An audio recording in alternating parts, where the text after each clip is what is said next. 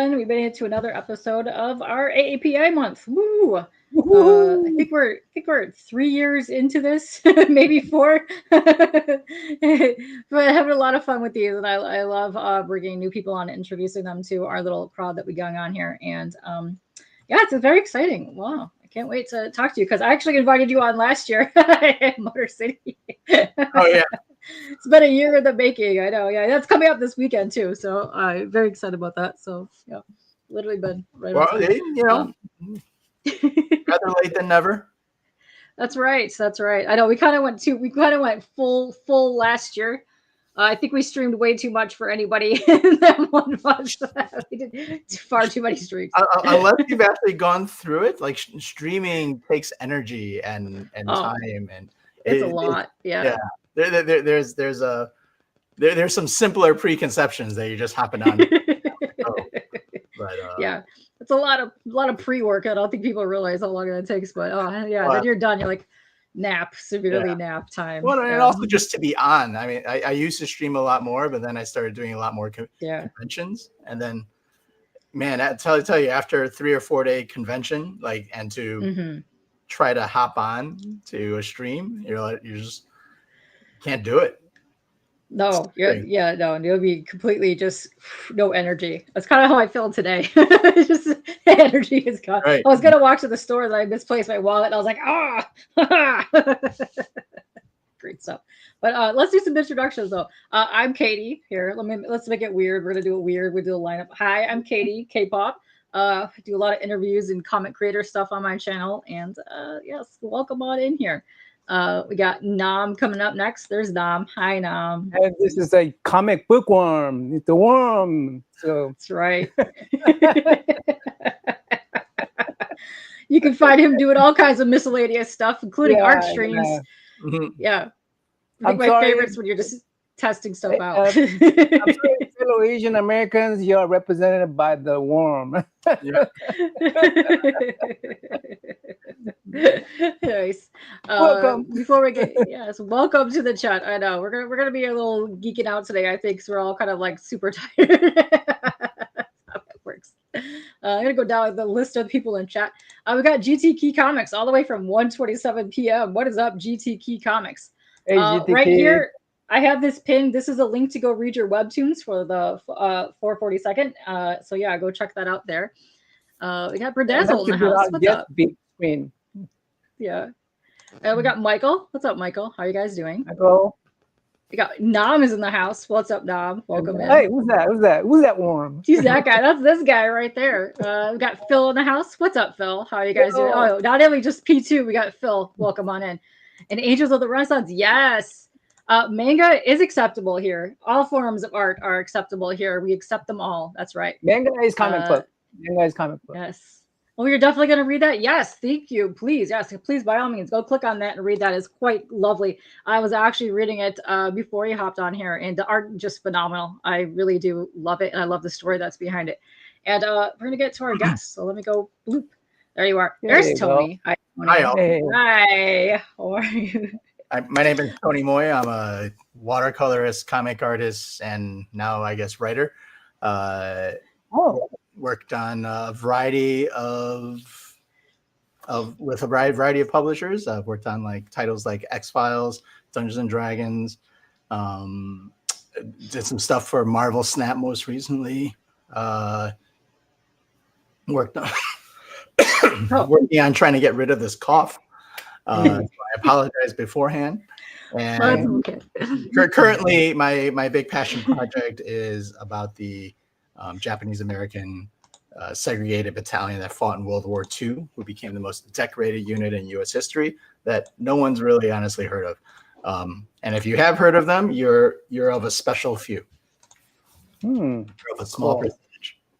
42nd. Yeah, 442nd. 442nd. Nice. Okay. Yes. No, it's very lovely. I first heard about it when I met you at Motor City, because I was just familiar with your art as watercolor. And also Twitch, because that's how I knew you many years ago. There, and I was like, oh, this is neat. I was like, this definitely needs to come on for an episode for when we do this, because I know Nam and everybody loves learning about these kind of things. So it's very exciting to have everybody on here.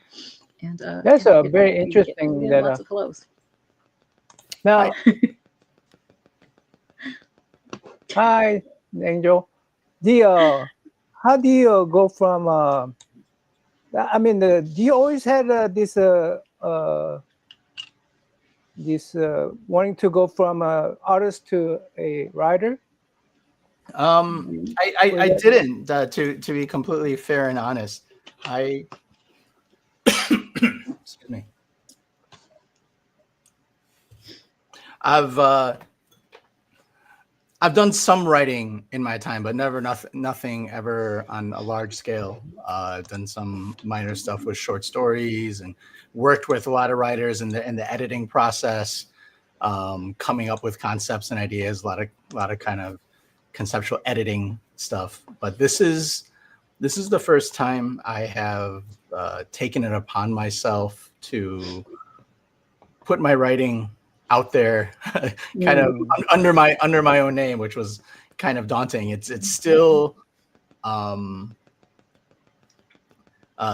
disconcerting for me to be at a show and someone come up to me and go like, "Oh man, I really enjoy your writing." I'm like, "My writing? Like what did I write? Did I do a media post? Like what did, like I wrote a comic. I wrote several comics." And so it's still a new thing. Like it took me a while to, it took me a couple of years to, take compliments on my art. And like, oh, people like my art. I'm like, yeah, whatever.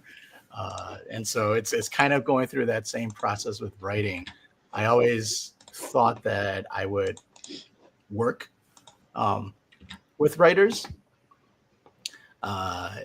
And my goal was to sort of find an amazing story and work with a writer to tell it in art, in panels.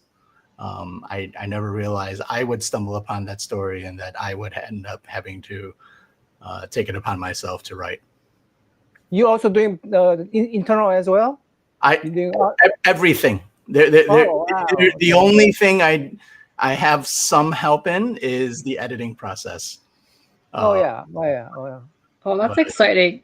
Kind of branching out and doing something you're not really familiar with, but it's been really fun reading about this. So I'm very thank you. Yeah. The fun part is trying to find a process, because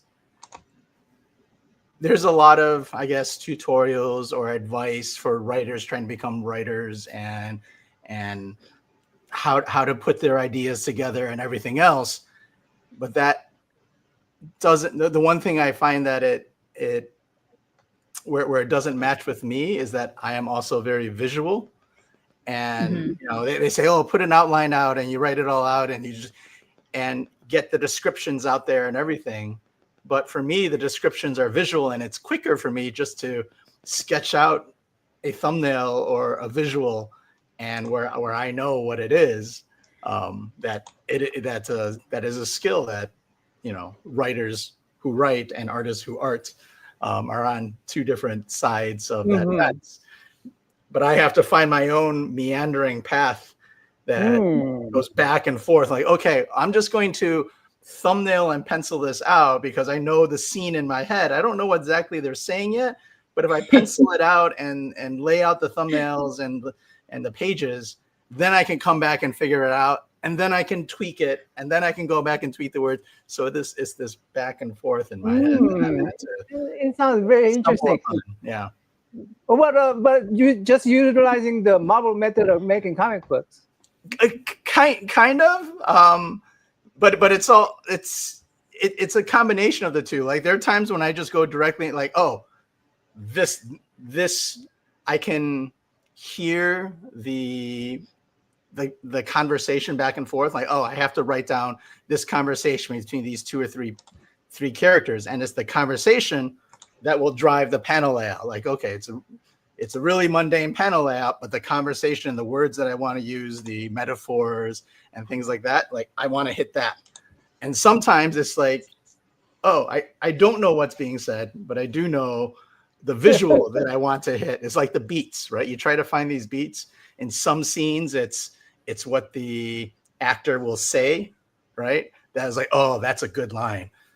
And in some scenes, it's the visual camera work for the scene or the movie.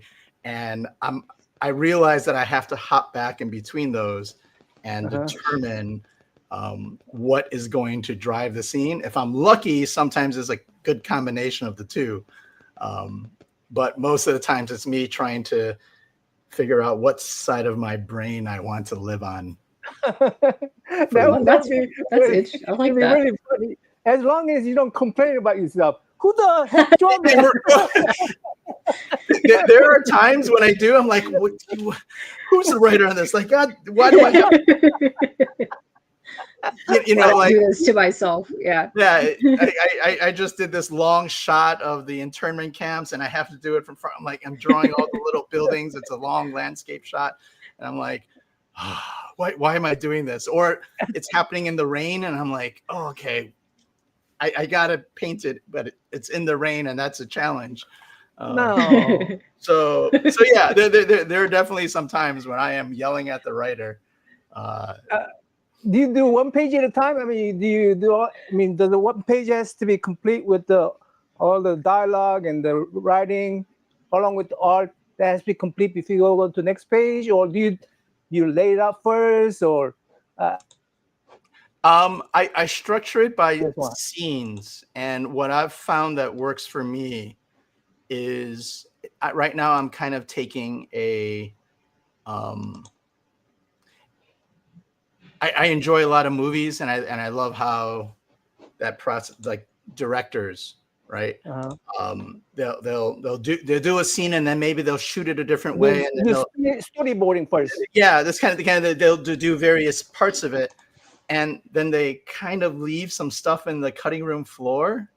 And since I'm painting it, there are definitely moments where I'm structuring it by scenes. Okay, I'm doing this scene. I have to keep certain colors consistent across the scene. So I'm also used to working on multiple pages while I wait for things to dry. So there's a lot of hopping back and forth across the scene, as well as kind of not knowing exactly what the final layout is going to be, because sometimes with watercolor, like, oh, that drip, okay, well, now I got to fit this drip in because that drip actually looked kind of cool, or there's a little bit of give and take with the watercolor, and that part of it. There are definitely some scenes, some pages, some panels where I'm like, oh, I really like how this panel turned out, so I'm going to make that panel larger. So I restructure everything at the end. It doesn't. Oh my goodness! Again, it's how my mind has kind of worked, and how I can adapt to painting. Sometimes it's really simple, so I'll just paint it kind of small, and sometimes it's complex, and I'll paint several things on the page. Like I'll do a background. Right. By the way, is my audio? I'm hearing double audio now. Maybe somebody has something open in a tab, maybe. I didn't change anything, but I will. Yeah, it was fine up until like a second ago. Let me put. Let's see. Is this better? Hello? Hello? You have to talk. There's still a little bit delay, but it's still it sounds better. It sounds better. Yeah. I still think somebody might have a tab open, maybe. Is that what's maybe going on? I don't think I have any tab open. I do have open, but it's muted. One of those things, but that's okay. We can hear you just fine. But I want to shout out a couple people that were talking about you for 1 second. Michael says he's never heard of that battalion. That's super interesting. Is that something that you kind of just stumbled upon, or did you kind of already know about the 442nd? I had, up until exiting the pandemic, I had no idea that these men existed. Wow. Okay.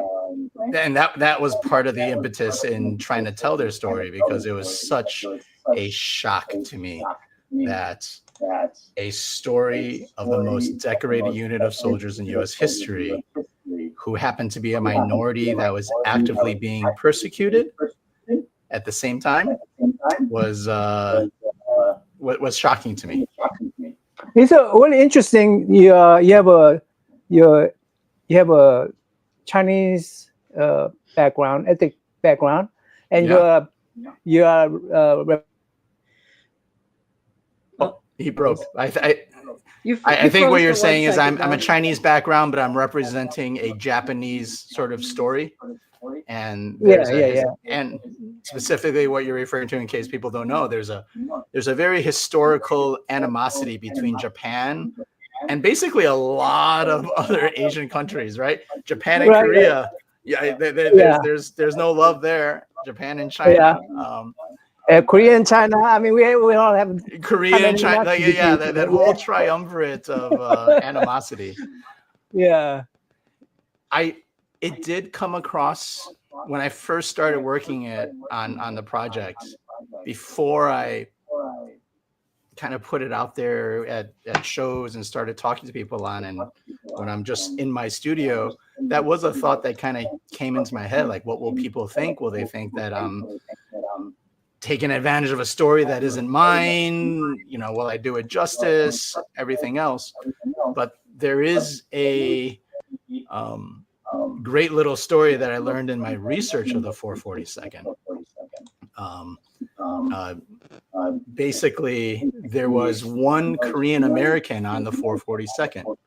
His name was his name was Young Ok Kim. He was a corporal. He was pretty high up. He had already been in the army, and he was told to report to Camp Shelby, which is where the 442nd went through training camp. This was relatively early on. And Young Ok Kim gets to this training camp, and he meets the commander of this training camp. And the commander calls him over, and they have a meeting, and the commander goes, "Hey, don't worry, Mr. Kim.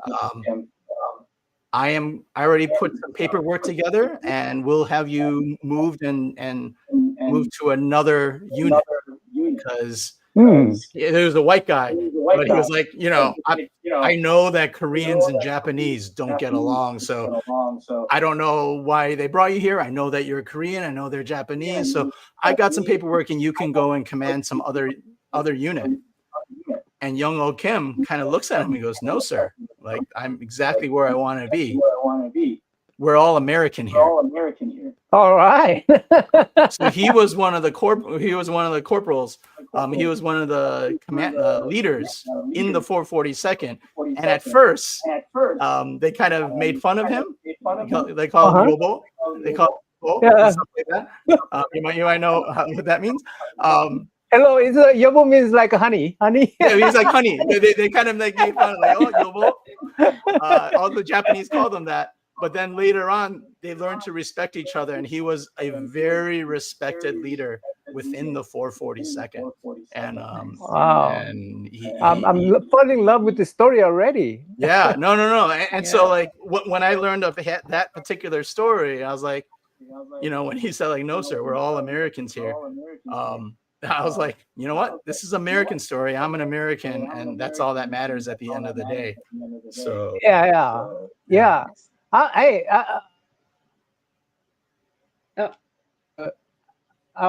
froze one more time. I was hinting at that. Hey, you shouldn't be representing Korean or Japanese or anything like that, right? No, I know you weren't, but these are my own insecurities when I first started, because I knew of those things, right? There was Young Ok Kim actually is a very important character in the story, but he goes and talks to the Japanese Americans, and he's asking them kind of why are you fighting, like trying to rally them together a little bit, because some of them were causing trouble. Mm-hmm. And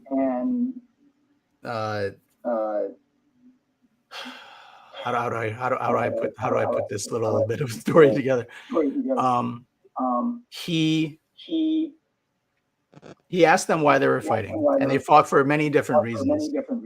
And one of them was to fight for Japanese Americans, and fight for my family and whatever.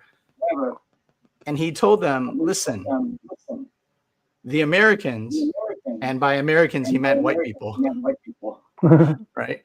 But that was kind of the slang that I had to kind of understand whenever I saw it in writing, was like, oh, the Americans will look at you and they won't be able to tell you apart. They'll look at me, I'm Korean and you're Japanese. They won't be able to tell us apart. So you're actually fighting for all Asian Americans, because to them, we're all the same. Oh, cool. Yep. Yeah, right. So hearing these stories from back in 1940s, I'm going, man, that hits a little bit as an Asian American. That only stumbled upon this story, right? I had never heard of these men before, never knew they existed.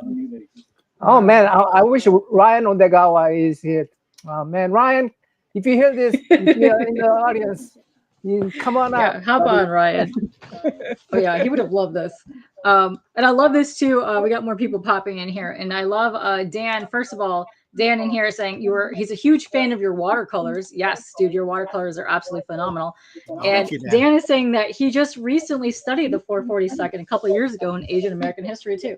It's quite lovely. And unfortunately, it's a bit of Asian American history that's, according to the current administration, isn't important enough to keep on their websites. So they removed, mentions of them were removed. Okay, specifically the website that encompassed a lot of the 442nd, the medal winners, and everything else was removed. Wow, that's too bad. That's unfortunate. It's a single article. Oh. Yeah. So are you doing a lot of research yourself, right? Yes, there's a lot of research on my own, but I've also been lucky enough during the process to stumble upon and meet up with a lot of other organizations that are also doing research, or that have put me in contact with people that know a lot more about this than I do. Right, from Hawaii, there's the 100th Veterans Organization. From Seattle, there's the Japanese American Veterans Organization, and a couple of different Japanese American museums have been very helpful. Wow, I love that. Curious. So, what front did these troops went to serve at the Asian front or the German front? So they weren't allowed to fight in Japan or in the Pacific Front because they weren't trusted to fight against their own kind. Right. So they fought in Italy and in France. Wow. And so when the European theater concluded before the end of the Pacific War, many of them wanted to continue fighting, but they're like, no. Yeah, we can't. You know what MASH is? TV show MASH? Yeah, I'm familiar with it. Yeah, they had in this one episode. They had this Korean American that participated in Korean War, and he had a trauma because he had to go as American. He had to go kill other Koreans. But actually, in that war, he was kind of representing both American and South Korea because they wanted to defend South Korea. So it was kind of civil war, right? But it was. So the idea of sending like a Japanese American guys go out there and fight in the Pacific Front, that would have been really weird. Yeah. They were involved in the Pacific Front, mostly as translators, code breakers, and interrogators. In fact, there are some really amazing stories where a Japanese American was interrogating Japanese prisoners and then going, hey, where are you from? What city? Did you go to this school? And then them realizing they went to the same school in Japan, because one of the things that would happen was they would get sent back when they were kids to go to school in Japan and then come back to the States. In fact, there are a few stories where a brother or a sister went back to Japan to study or to go to school, and their other brothers were here in the States, and then the war happened, so the family was split, and we're actually fighting on different sides. Thank you.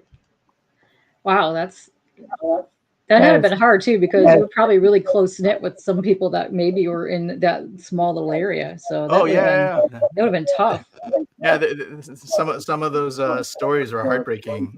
The Japanese prisoners, until they saw the Japanese American interrogator, and they learned they were from the same place, they started crying. And when interrogated, they go, why are you crying? And it's like, oh, well, now we know that there's a chance that we might live, because they were so kind of afraid of what the alternatives were. Yeah, that's really hard. Dang, that got me all. Yeah. There are times during this process of research, of writing, of creating art, where you have to kind of put your mind in a different perspective, right? Yeah. Especially as you just from the visual side, just rotating things around your head. From the writing side, just trying to figure out how would a person in a camp express themselves, right? And there are moments when I have to step away. I'll be like, whoa, my page is getting wet. Like, where's this water coming from? It's like dripping. Oh shit, that's me. Is that on the watercolor? Yeah. Watercolor. Literally, there's probably some pages that have my tears in it. No blood yet. Definitely. No. Sweat and tears mean you're literally meaning sweat and tears, right? Yeah. So do people still get in touch with you because they want to give you more stories about people that were in the 442nd? Is that something that people can contact you now if you're still wanting to continue stories of this? Oh, the stories are still continuing. The stories are still continuing. I'm still working on getting the first graphic novel ready. What sort of happened is, after I took this initial stab at it and kind of put it out there on Webtoons, I learned what the story meant to other people, right? Because I had been working in my own little cave, my artist cave, without communication to all of these organizations. And once I learned that they were so excited that someone was trying to authentically tell their story, they started calling me, like, they kind of referencing me as like, oh, thank you for being a spokesperson. Thank you for standing up for us. Thank you for, I was like, I'm just an artist. Like, what? Spokesperson? When did I put that hat on? And that to me is a lot of responsibility. And it was a responsibility where I didn't want to simply say that I learned everything through the internet. Yeah. So you still doing the webtoon? You still doing the webtoon? I will be, but I'm focusing right now on getting. So the webtoon will probably be about 70% of the first graphic novel. So I'm reformatting the webtoon right now into a graphic novel, and I'm adding on a little bit more, because once I learned that people were calling me a spokesperson, I went and doubled my effort into proactively doing as much research as I possibly could, which meant personally visiting the internment camps. I just came back from Camp Amachi, and wow. Right? So actually going there, putting my feet on the ground, actually going to France and visiting the small towns that the 442nd fought in. The fact that there are still foxholes that they probably slept in, walked similar paths to the battles that I'll be putting into the comic. Talking to the mayors of those towns, and that still celebrate the 442nd. But family members, were you able to get a hold of any of the family members? A few family members. The challenge is that there have been people that have come to me and have gone, "Oh, this is so cool that you're doing this." Both of my grandparents were 442nd veterans. They survived the war. I was like, "Oh my God, this is amazing." Is there any story that you can share with me? I'd love to be, I'd love to put this in. And if there's a story that you share, maybe there's a way to put their names in or anything. Many times they'll just go, "Yeah, you probably know more than I do. They never talked about it." Wow.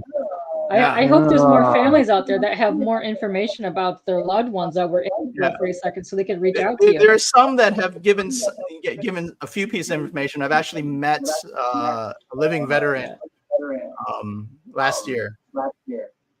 Wow. I would love to hear. I would hear to know more about the Korean guy, and his family. Yeah. Unfortunately, young old Kim is no longer with us. Of course not, but I would love to hear from his family. Oh yeah, I mean I would too. So he's a very interesting character because he refused to wear a helmet. He would often get fined for not wearing a helmet because he said it affected how he thinks and how he could.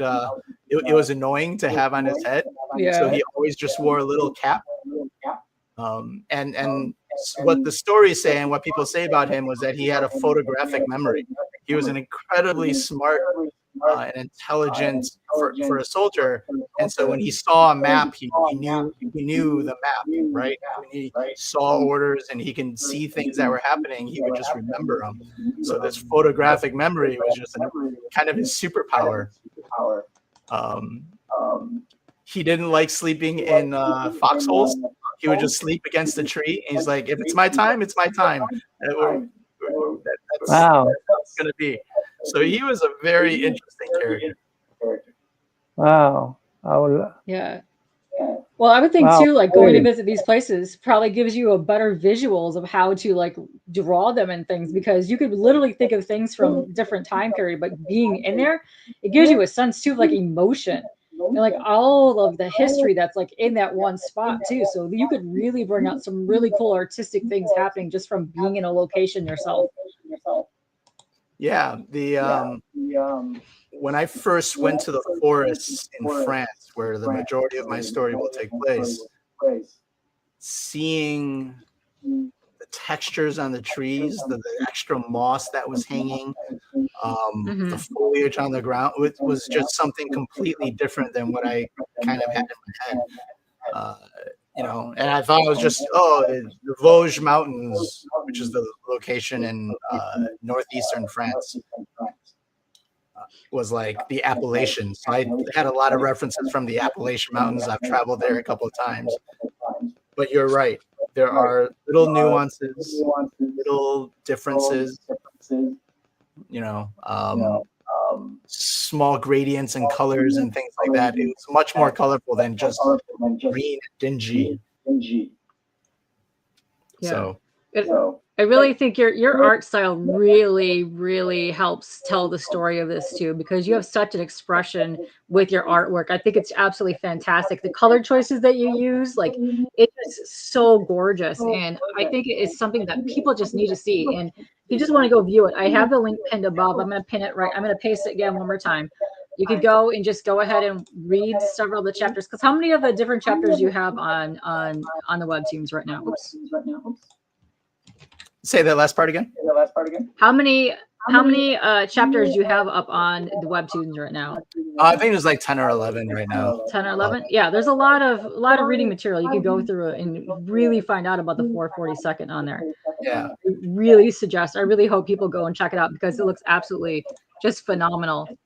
Yeah, thank you. It's really a primer as to why their story is important, and to kind of help people a little bit with the history to kind of get into it. Because if you're coming from a point of kind of zero, where I had never heard of the 442nd before. I knew of the internment camps. I knew that it was very unfair and it was very challenging. But if that's sort of the basic basis that you come from, you had a day or two in high school history where you talk about the internment camps. This first part of the webtoons is kind of there to calibrate all the readers so that we all come from a similar place. I think it's lovely, and I really can't wait to finish reading it because it looks so good. I also can't wait to see what we're going to do with the graphic novel, because I would love to see that just spread out on something that you could open up and read in your face, because I'm very much a physical media person, very much. And we have a question from somebody. Are you still twitching? Very good question. Physically or both? I was twitching earlier in January, and then the shows started happening. And I've been meaning to try to stream a little bit more, but a combination of health and other projects where I can't quite show what I'm working on kind of took precedence. And that's the hard part of streaming, when sometimes you're working on some work for publishers, is that you can't show it yet. And so while I might be working maybe at my table for 6 or 7, 8 or 10 hours in the day actually painting, it'd be quite easy for me to just turn on the cameras, but I can't show that stuff. Or there's a deadline, and being on for streaming and trying to be super efficiently productive do not go hand in hand. Yeah. On your webtoon, definitely hard. Do you have a lot of, I mean, I understand it works like a YouTube. You have a lot of people following? On my webtoons? Yeah. To be 100% transparent, I have not looked at the stats on my webtoons. It's just been one of those things where it's just like, don't look, don't know. People tell me they've read it or looked at it. I let people know. I know people take screenshots or take the QR code. But when it gets to that, I'm like, it's out there. That was the goal. Don't deliberate on how high or low the numbers are, because that's immaterial to kind of getting things done. There was I'm a big kind of sports fan as well, which doesn't always go hand in hand with being an artist. But there's a fun little nugget of information I just learned about Michael Jordan, who said he didn't like looking at the scoreboard. He no matter how big they were up by or how big they're he always wanted to play at a high level. So he never looked at what the score was. And so I was like, oh, that's kind of what I'm doing with putting stuff up on webtoons. I have no idea what the score is. Hopefully people are reading it. Cool. That's fantastic. I think it's doing fairly well for being on webtoons, especially with the genre that it is compared to some of the other genres of books that are available on webtoons. I think it's doing pretty well. So we already got way more views on it since I've already been posting the link. So I hope we get way more happening on there. That'd be fantastic. Yeah, absolutely. Yes. And the only thing I try to do is to reply to a few comments here and there every once in a while. I'll go in and just look at some comments. And are your story on your graphic novel going to be exactly parallel to the webtoons, or as you're telling the story, you're doing more research? Are they changing? So those are two good questions. I will always try to update the webtoons. The story of the webtoons and the story that's in print will always be the same. One might come out earlier, one might come out. Right now, the webtoons is out earlier. But when I get the printed graphic novel done, there'll be artwork in the graphic novel that isn't on webtoons yet.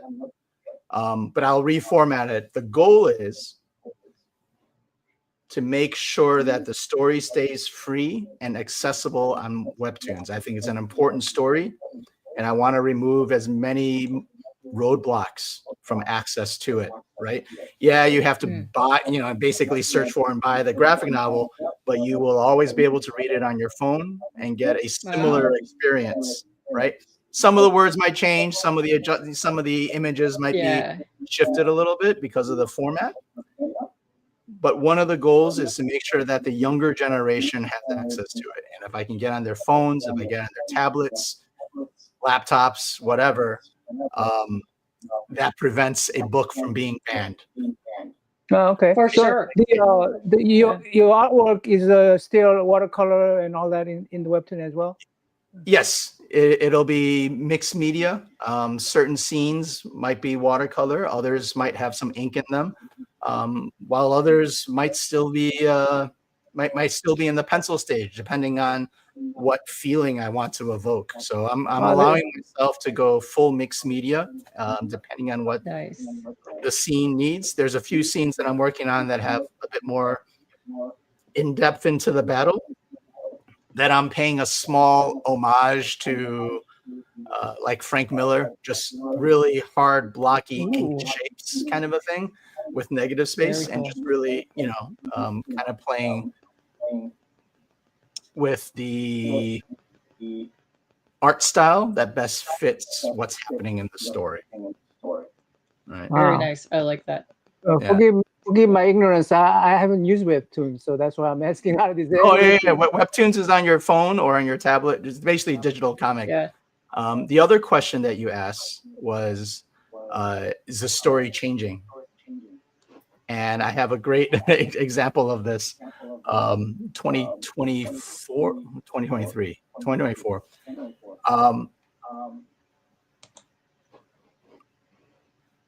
I am telling the story of the rescue of the Lost Battalion, right? Where there is a Texas unit that was caught behind enemy lines that was eventually rescued by the Japanese-American 442nd.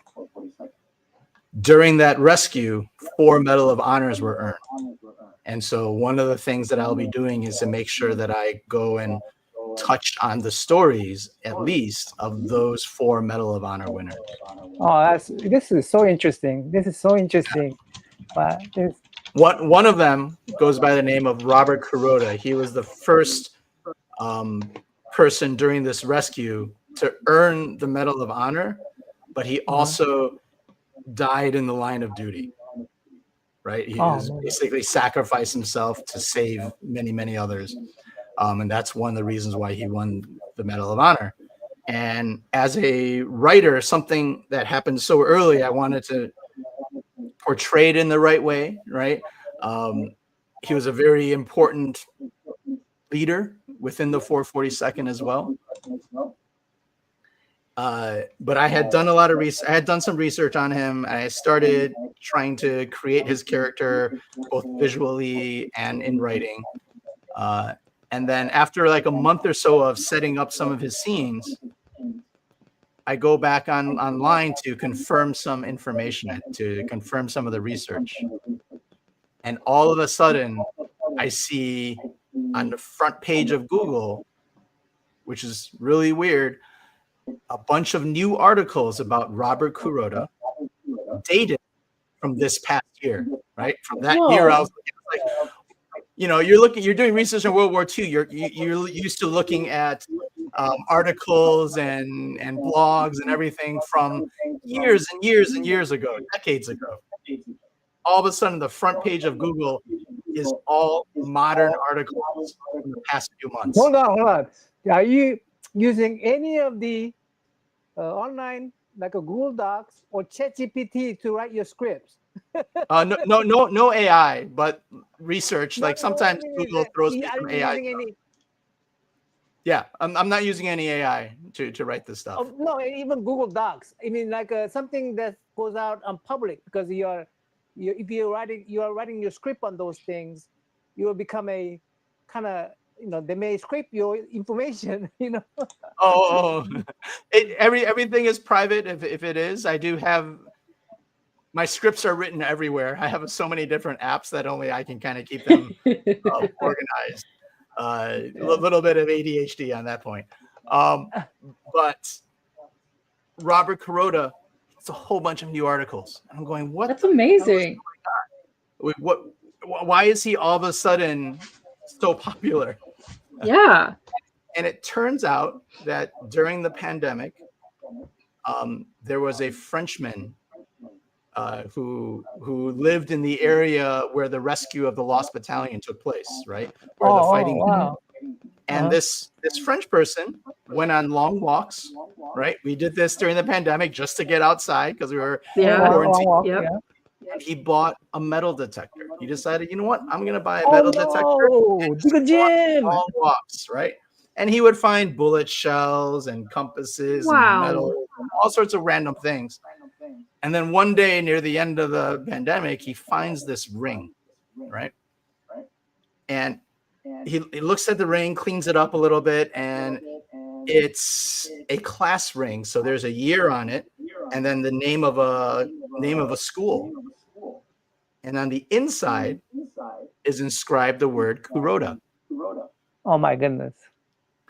And he starts trying to figure out, it's not really easy to read. So he eventually looks it up and goes, oh, this is the ring from the Medal of Honor winner, Robert Kuroda, because he went to the same high school, same year. It must be his ring. And he gets in contact with the descendants of Robert Kuroda. Oh my goodness. The descendants happen to live in Hawaii still. And it took a while. He contacts them and they go, hey, don't mail it to us. If you do have it, we will come by one day and we will meet you and we will pick it up personally. We'll figure out how to do this. But when the world gets better and everything else, and so finally they did. And that's where all these new articles are from.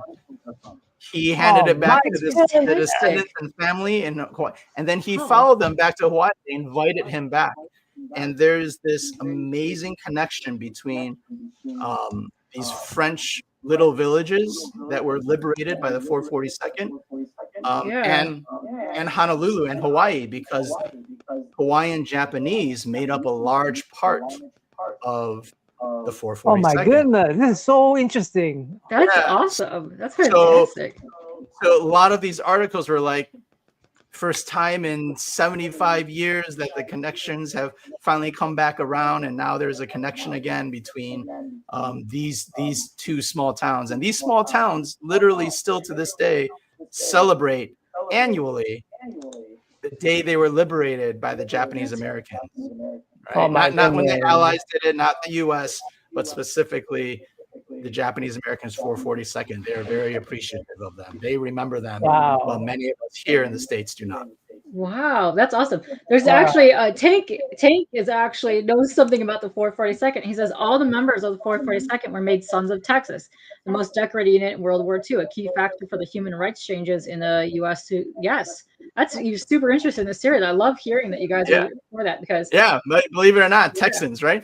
They were honorary Texans That's because they rescued the 141st. The 141st was a Texas unit that was caught behind enemy lines. They were literally thought to be unable to be rescued, hence why they were considered lost. They were a lost battalion, not because we didn't know where they were. They were a lost battalion because they should have been written off. We lost them. They got demolished. Yeah. Right? In fact, after the rescue, some of those Texans were like, why'd you come after us? Like we thought we were gone for. We were prepping in our own heads that we would not be rescued. So we were just fighting because we're Texans, kind of a thing. And that by itself should say a lot, because they're, and afterwards, after that rescue of the Texas Battalion, they became honorary Texans. Yeah. Wow. I'm going to go ahead and mute myself because it sounds like my mic is the one that's echoing. But if I have a question, I have a question right now. Is that what was my question? Anyway,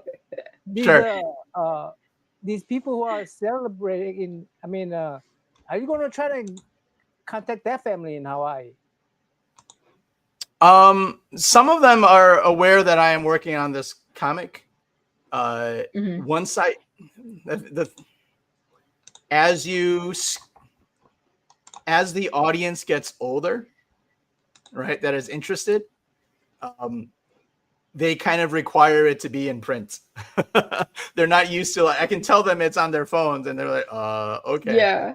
They don't quite get it. There's so many people that are like, I want to read it, but I just can't read it on my phone or on my tablet. I'm like, okay, well, I'll get it in print and then you'll have to.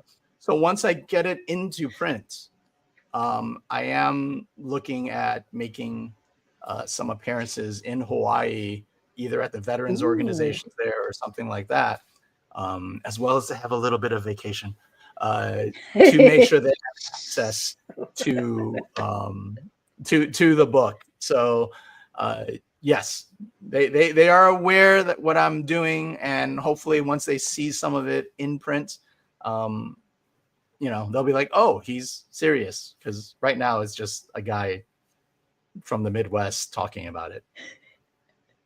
No, that's fantastic. Well, let me know if you need assistance. Yeah. I could use some vacation. Yeah, right. Yeah. No, that's funny, but yeah, my trips to Hawaii are tax deductible because it's research. Yeah, it's research. That's right. It's business. Yeah, Pearl Harbor. Yeah. Yeah, no, I think it's cool too, because my family has a really big military background as well. They are a lot of the wars that they were in, and I think that's something too that, like, even if you are in military or grew up on base, like my ex was on base, so I spent the last 10 years or whatever on Fort Meade. So you get to know a lot of these stories, and you see people from a bunch of the different wars that are still there, and it's really fascinating to hear these stories that are probably going to be lost if we don't keep really telling them, because it's been decades at this point. It's been a lifetime for some of these things, and it's really needs to get out there and keep really telling it. Like you said, it wasn't on the website anymore, so it's fabulous that you are carrying on the legacy of these people and putting it out there. Yeah, that's one of the more interesting statements that I hear when I do conventions, is that people see my banner and they'll notice that it's soldiers and war and World War II or something. And they'll stop by and they, oh, what's this? A World War II thing? Like, okay, cool. Like, I'm in. Like, my family is a military family and everything else. And then I'll tell them about it. And I'll talk about the Japanese American segregated battalion and everything else. And they go, oh, I didn't know they existed. I didn't know that was a thing. And so being a military family doesn't sort of preclude you from being aware of the of this unit. What I find, and this is, I think, something that's an important thing to mention, is that as I travel across the US to do shows from LA and Seattle to Kansas City and Iowa City and Chicago, and then Atlanta and Washington D.C. or wherever. And then Washington D.C. is a little different. Connecticut or something. As I cut across the gradient of the U.S. from west to east, there's also gradient that I notice of people who have heard or don't hear about it, right? And to me, the big thing is whether or not there are monuments, whether or not there are statues, whether or not there are remnants of this history that are still around, right? If you go on the West Coast, there was in Seattle, there was a new medical center that opened up called Okubo Medical Center, right? And even that alone, you're like, oh, what's Okubo? Like, who is this person that it's named after? He was a medic from the 442nd, right? So simply having something like that gives people the opportunity to stumble across these stories. Yeah. Knowing that there's an internment camp in your state or a museum that has something to do with it is important enough to give people the opportunity. That was one of the things I was extremely mad at when I stumbled across the story, because I was like, how could I? One of the things went through a little introspection, and how could I have stumbled across this story sooner? Were there opportunities outside of me like knowing what to search for? And in the Midwest, and in Chicago, if I didn't have Japanese friends, the odds were extremely low, right? Because there's no history for me to stumble across. There's no monument, there's no statue, there's no plaque on a wall or on a sidewalk that says this is where people were taken to the internment camps, or this soldier is a Japanese American soldier, right? The only thing that I kind of stumbled across in my history, my own personal history, that I possibly could have done a little more research and looked at was because there is this movie known as The Karate Kid. And in The Karate Kid, there's this character we all know, Mr. Miyagi. And his mythology and his story is that Mr. Miyagi was a part of the 442nd. Oh, really? And if you remember, in the very first Karate Kid, Daniel-san creates this box to display his Medal of Honor from the war. The war wasn't the Vietnam War, wasn't the Korean War, it was World War II. Wow. And it was his Medal of Honor from World War II. And they never say 442nd, they never say World War II. But if you look at the box, and for a few frames, it says 442. Whoa. They don't say it. Way. Okay. That's awesome. In Cobra Kai, they go back to see the gravestone of Mr. Miyagi. Again, they don't say anything. They don't mention the 442nd. They don't say the Japanese. But when you go to his gravestone in Cobra Kai, it says veteran of 442nd in there. Yeah. You're blowing people's minds right now. Trust me, I know. I gotta go back and rewatch Karate Kid. Yes, go back and watch that scene where Daniel-san and Miyagi is drunk and saying bonsai, whatever. Miyagi's wife and child died while they were in the internment camps. Oh wow! While he was away fighting for his country. That's right. Yeah. Right? It's all coming together now, right? Yeah. This was the only place that I can go back to in my history where I was like, there was an option, but the media never gave you something to clasp onto other than a couple frames. They never really say it. They never really say World War II. They never really say, they might have said camp. But I gotta watch all those movies again, and I gotta watch the new. We all know the exact scene. Yes. We all do. But now that I said it, you will go back and you will frame by frame, and you will see. Gotta go watch this again. Yeah, it's also kind of really shocking, especially with how many people were decorated inside of this battalion, that you don't really hear too much more about this. Like besides, you said Karate Kid, like a couple other things, there's not really much. And you said that they removed from the website, which is terrible. I don't like it when people take history away from that, especially that's something that is honoring a whole group of warriors that just helped so severely in a tough situation. That's incredible that happened. Man, I would love, you know what? I would love Mr. Miyagi's story going back to 440. Oh, that would be interesting. Oh, so for the people who are viewing this, there might be a cameo in my comic. Only by a certain Okinawan karate sensei. Wow. So that's amazing.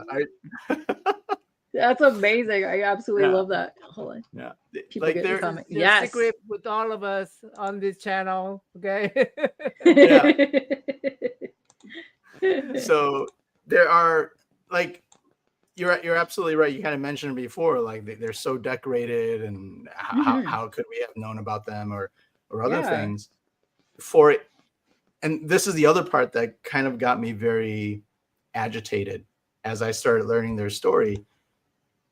It wasn't like this unit was highly decorated. They got a lot of medals. Mm-hmm. They got the most, right? Yeah. They are the most. That's number one, right? They are the most decorated unit of soldiers in U.S. military history. And for a country that lauds, that praises, that that is so proud of their military, every Super Bowl halftime, every parade, anytime we have a public thing like a moment of silence to honor our military servicemen and members of blah blah blah blah. We've seen this and heard this so many times throughout all our lives, right? As a country, we're and to not know that the most decorated were a minority, I think would mean a lot to people. Right? I think so. Would say a lot. What begins that conversation of changing minds, and begins that conversation of realizing that immigrants, that that makes me are American too and have fought. I mean, it makes me blood and knuckle. It saddens me to think that our majority, not the minority, majority of us cannot handle, that's kind of the truth. And, it's a minority that represents this, it's this minority that represents highest honor. Does it hurt the ego of the majority so much that it cannot be presented? That minority cannot be presented because that would hurt the ego of majority. Why is that not even ever presented? It really would test to America to say, hey, even minority could be high of us. I mean, well, I think I don't know if it has any. I think it has less to do with ego. Like there's a part of me that's like, yeah, their ego is so. I believe it's less to do with ego, and more to do with, at least more towards the modern day. It combats. It's the opposite. It's the antithesis to sort of that migrant story of them not of being an other, right? If we have to admit, right, it's not being so proud of who we are, but if we have to admit that, a minority can fight for this country with such honor, let's put it that way too, honor and distinguishment and veracity, ferociousness, so to speak. While they are being persecuted by that same government and choosing to fight, I don't know if you can put yourself in this situation, right? Your family has lost everything, taken away by the government. Your home, your car, your farm, your business, whatever you're pursuing for the American dream, right? They've taken that away. They've moved you into the middle of nowhere. And one of the reasons why it's so hard for me to visit a lot of these internment camp grounds, like where they were, is because they literally are in the middle of nowhere. I have to fly into an airport and then drive 4 hours. Right. And this is 1940s. That's 4 hours today. What was it in 1940? I have to drive 4 hours away to get to the middle of nowhere. I just came from Camp Amachi in Colorado. The nearest town still has only 900 people to it, to this area. Wow. Then it was under 500. The nearest town was that. This is how small they were. You're in this situation. In Camp Amachi, in the summers, the heat would get up to over 110 degrees, and in the winters could get under -20 Fahrenheit, right? It's really brutal. super challenging. Yeah. For anyone to live in, much less live in literal barracks put together that in a rush, right, to survive in. Mm-hmm. Under those conditions, you've been there for a year, your family's lost everything, your grandmother's come with you, your little brother, your little sister, 5 and 6 or 7, right, don't know any better. You're in this situation. And then the government, the same government that put you there, goes, hey, you want to fight for us? You want to put your life on the line for this country? We won't do anything else for you. We're just giving you the opportunity to fight for us, right? It's not you fight for us and we let your family go. It's just you just get to fight. Yeah. You get to put your life on the line. Every time I think of that point, right? Because that's eventually what all this history to me distills down to, is making that decision to still fight for your country while your country will not fight for you at all, will ignore every single right that you have. Due process, 1/16 Japanese was enough to put you into a camp if they could prove it. It's terrible. And you still want to fight for this country. And they did. And they became the best.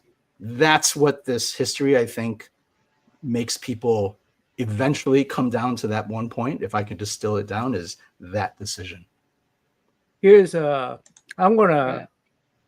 question for all the patriots out there, okay?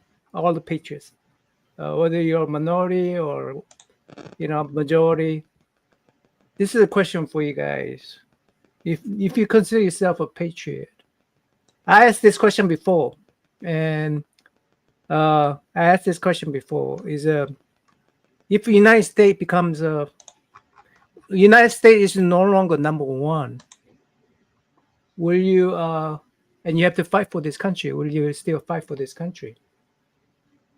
And some of the answer I got was that was a posing question. One answer was, oh, we will never be we cannot handle being number two. We'll never be number two, right? It's like saying, I'm not willing to answer that question. Is that I'm not willing to answer that question, or is that being are you being delusional? Because anything that goes up comes down eventually, right? Mm-hmm. I mean, United States will not stay forever number one. That's near impossible given history, right? Mm-hmm. Everything that goes up will come down eventually. I'm not trying to talk down the United States or anything like that, but are you willing to fight for this country when it's not number one country? And and that's the question I asked, because when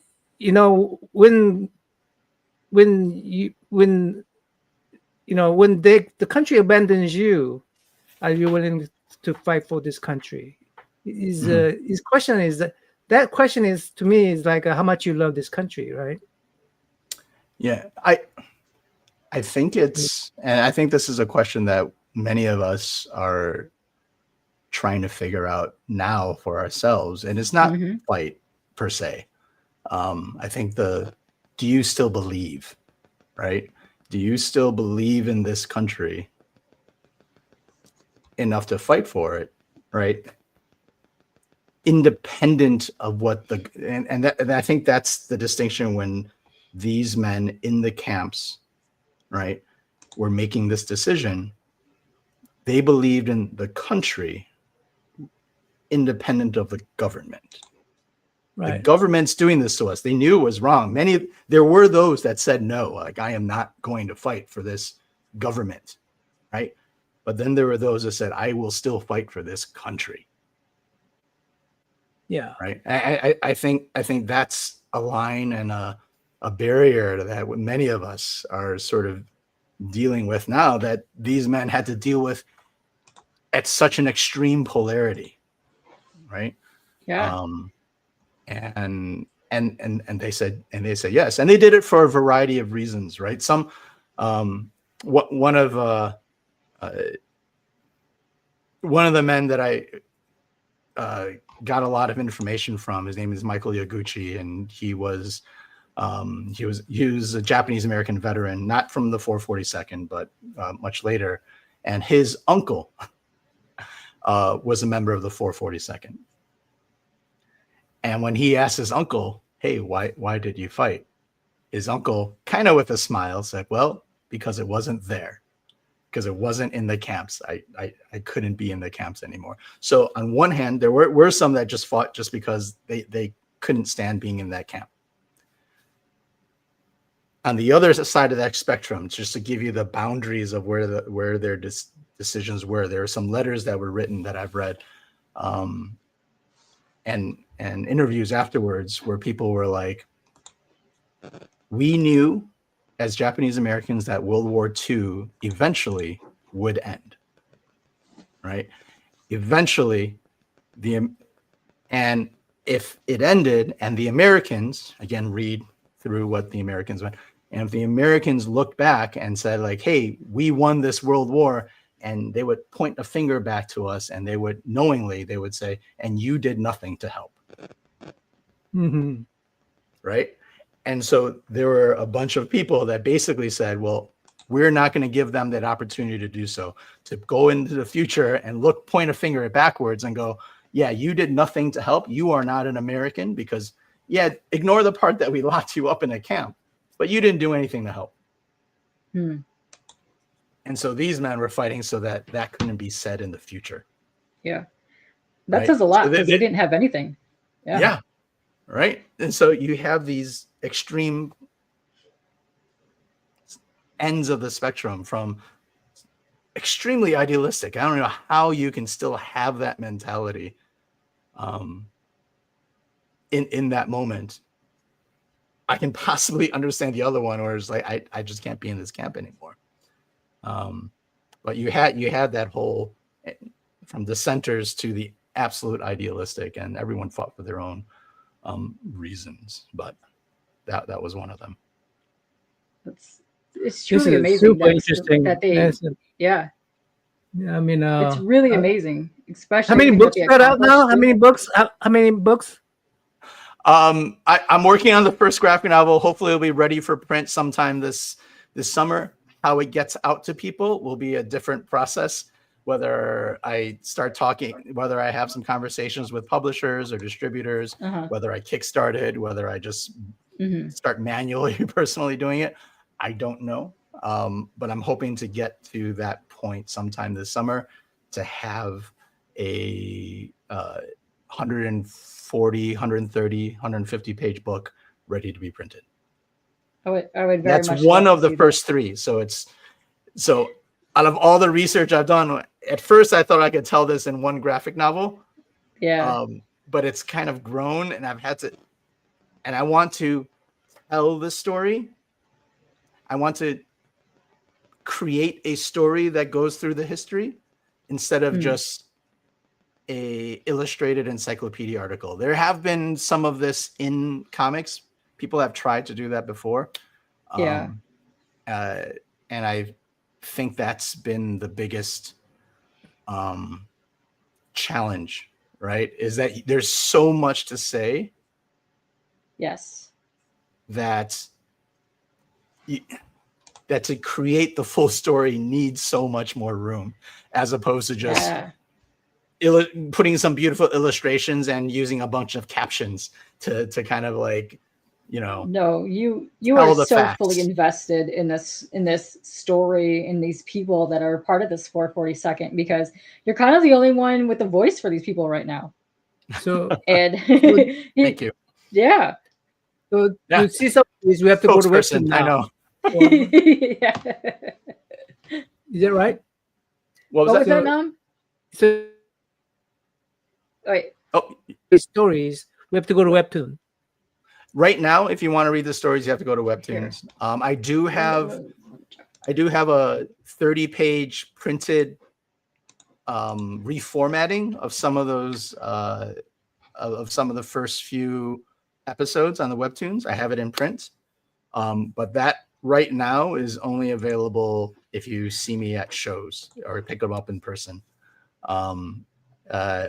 or host me on a podcast, and I'll send you some.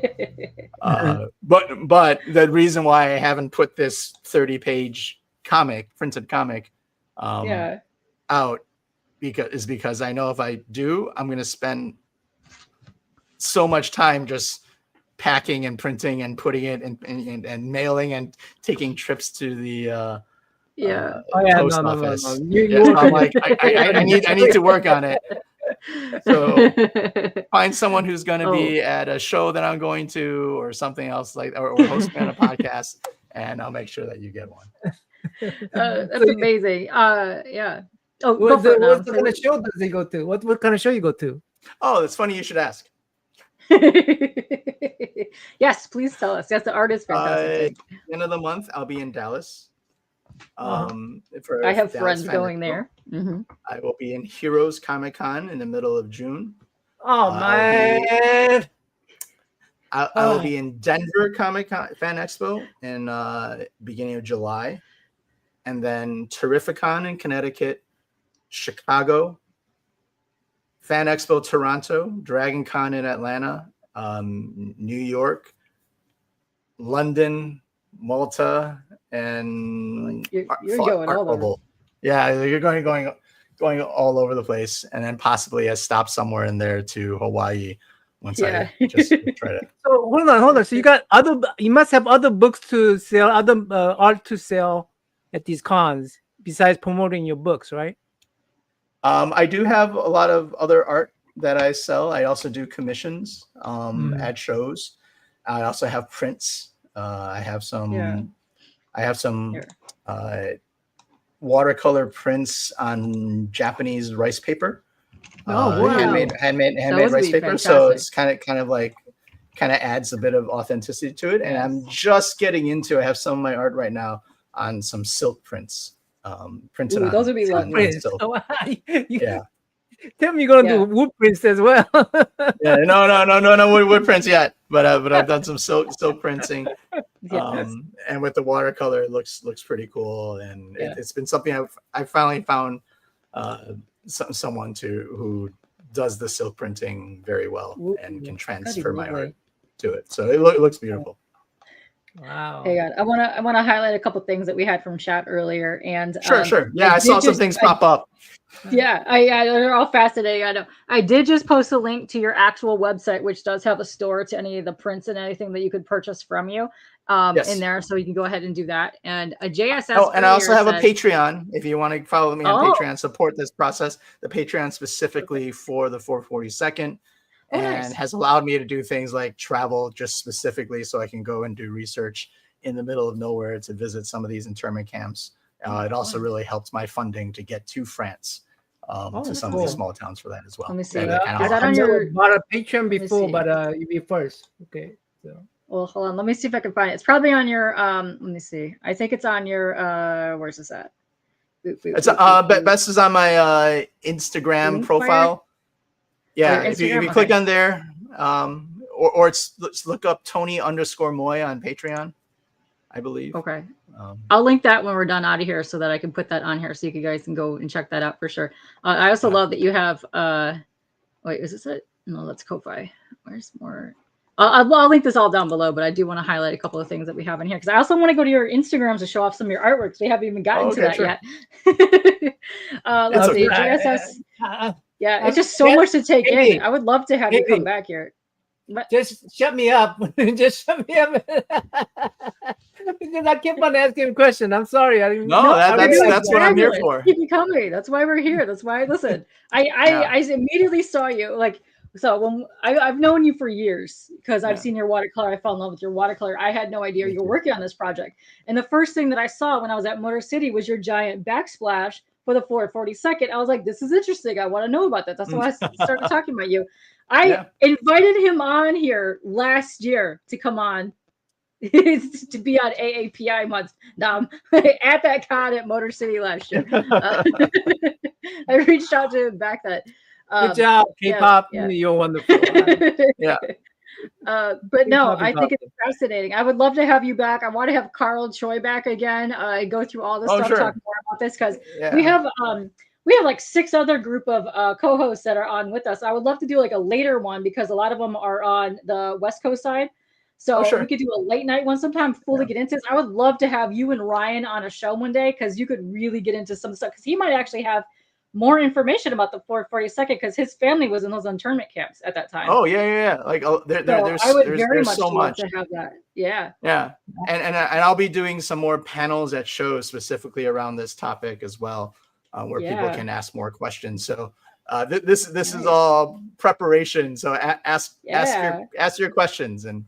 Ryan, I need to bring Ryan in here too, right? We need to get Ryan. I swear, we need to get Ryan for sure. And Otaku would love this topic as well.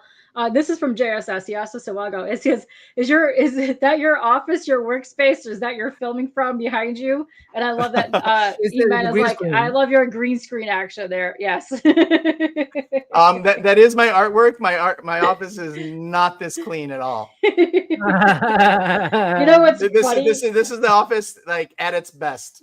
Yeah.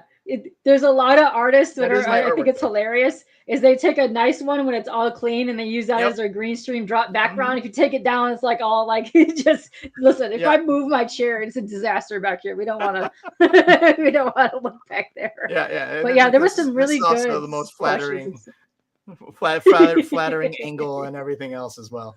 So you cannot point at things and say, "Hey, what that painting is what?" No. This one here is my TMNT Naruto cover. That is that is Smallville. There's Superman's cape on there, right? So there's Superman's cape on there. There you go. Nam loves Superman. Yeah. Which is also fantastic seeing you get to do some covers and stuff too, because I am very much a fan of that. And I spot your artwork a mile away. When you know how you flip through the FOC, you can spot. So I'm like, I know Tony. This is interesting here from Tank because Tank has known a lot of information about the 442nd. Ooh. Cousin of your grandfather was one of the Texans rescued, and the father of the Shotokan sensei of mine was. Wow, it's amazing. Oh wow, there are some interviews of either veterans of the 141st, the Texan Texan battalion. Yeah. But what's interesting sometimes is on YouTube when there are these interviews is to look through the comments, and there's and you'll find some comments of people who are descendants of the 141st and going like, amazing. I would not be here if those Japanese didn't rescue my grandfather. Wow. I love stories. See, those are the stories that I love. And it just kind of gives you chills, and they'll talk a little bit about that. But inevitably, whenever you see that on YouTube or you look through the comments, and there's always the comments actually are also some of the places where I've gotten some information from time to time where they'll mention something. I'm like, oh, I should look that up. Like, oh, I didn't think about it from that perspective. Mm-hmm. So like that's that's one of the unsung resources. How do you do a bibliography on YouTube video comments, Oh, that's fantastic. I really love that. I think it's really cool too, because a lot of people kind of buried their family history. They didn't want to talk about it. It was too, because there was a comment in here too about the PTSD from just hiding.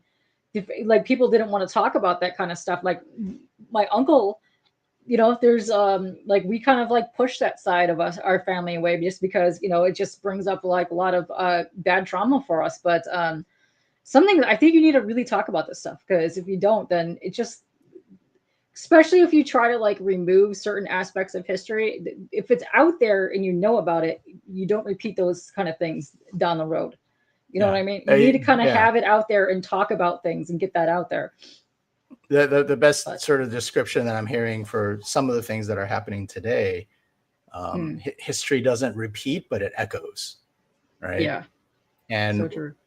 When I start so they're definitely, after having all this information from research, from reading perspectives of people in the camps, letters being sent home and back and forth, there are so many things that are happening now where for instance, Gaza, was described on in the news for a while as the largest open air prison, or the largest open air something or other. And I've heard a similar description of internment camps and concentration camps, right? It's just, it's open, it's an open air, I don't know, a bunch of people, I can't remember what it was, but there were some things where all of a sudden I'm like, oh, ding, ding, ding, like trigger, like, go, this links to this links to, I've heard this before. And that was trying to refer to as a concentration camp. Even the word internment camp is sort of a euphemism for what actually happened, right? It wasn't just you were interned. That was sort of the older term, but in the more modern historians are trying to change the name, so to speak, or the vernacular, and refer to what we are currently calling internment camps as concentration camps.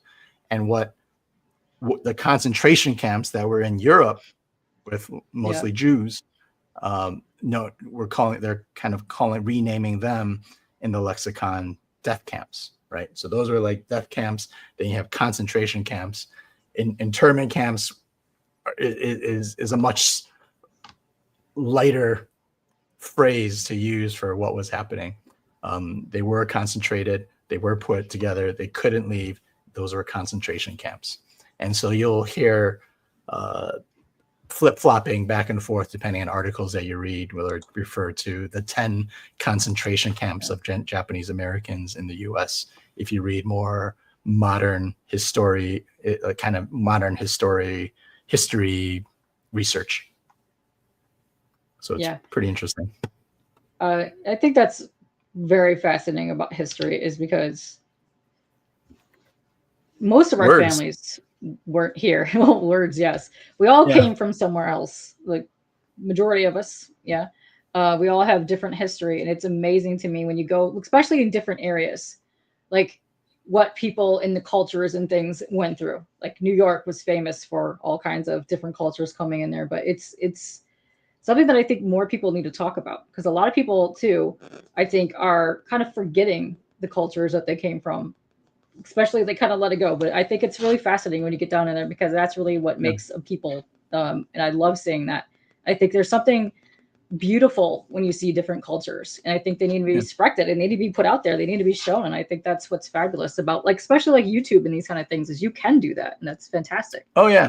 Yeah. We have experiences now, not just information, right? The internet used to be like, oh, information at your fingertips.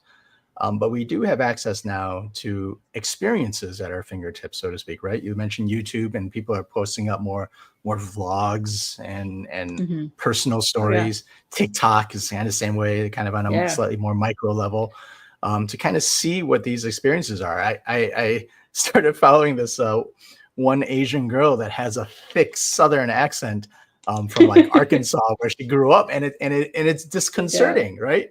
To visually see a very Asian person, and they're speaking in one of the most quintessential U.S. accents, right? There's no other accent around the world that kind of sounds like that. That's that Arkansas Southern, like, Southern U.S. kind of accent, and it's very interesting to hear her experiences. Right? She was like, I was too Asian to be considered anything else. And I know I have this accent, but also I was also seen as faux Blasian, right? Because she was a darker skinned Asian, and people thought she was, not the porcelain Asian skin, but also had black in her. But she was like, no, I'm just Asian.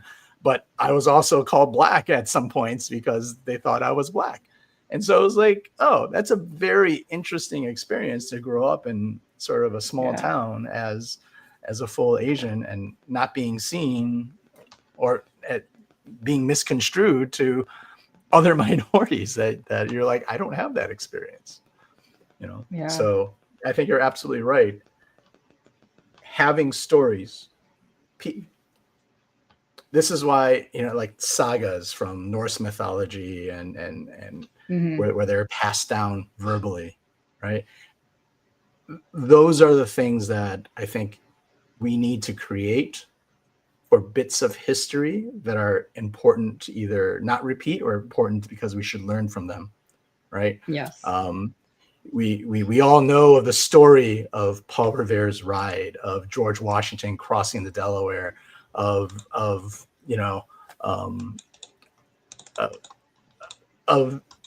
the patriots that survived Valley Forge in that horrible winter, right? There are these stories that get passed on because we are human.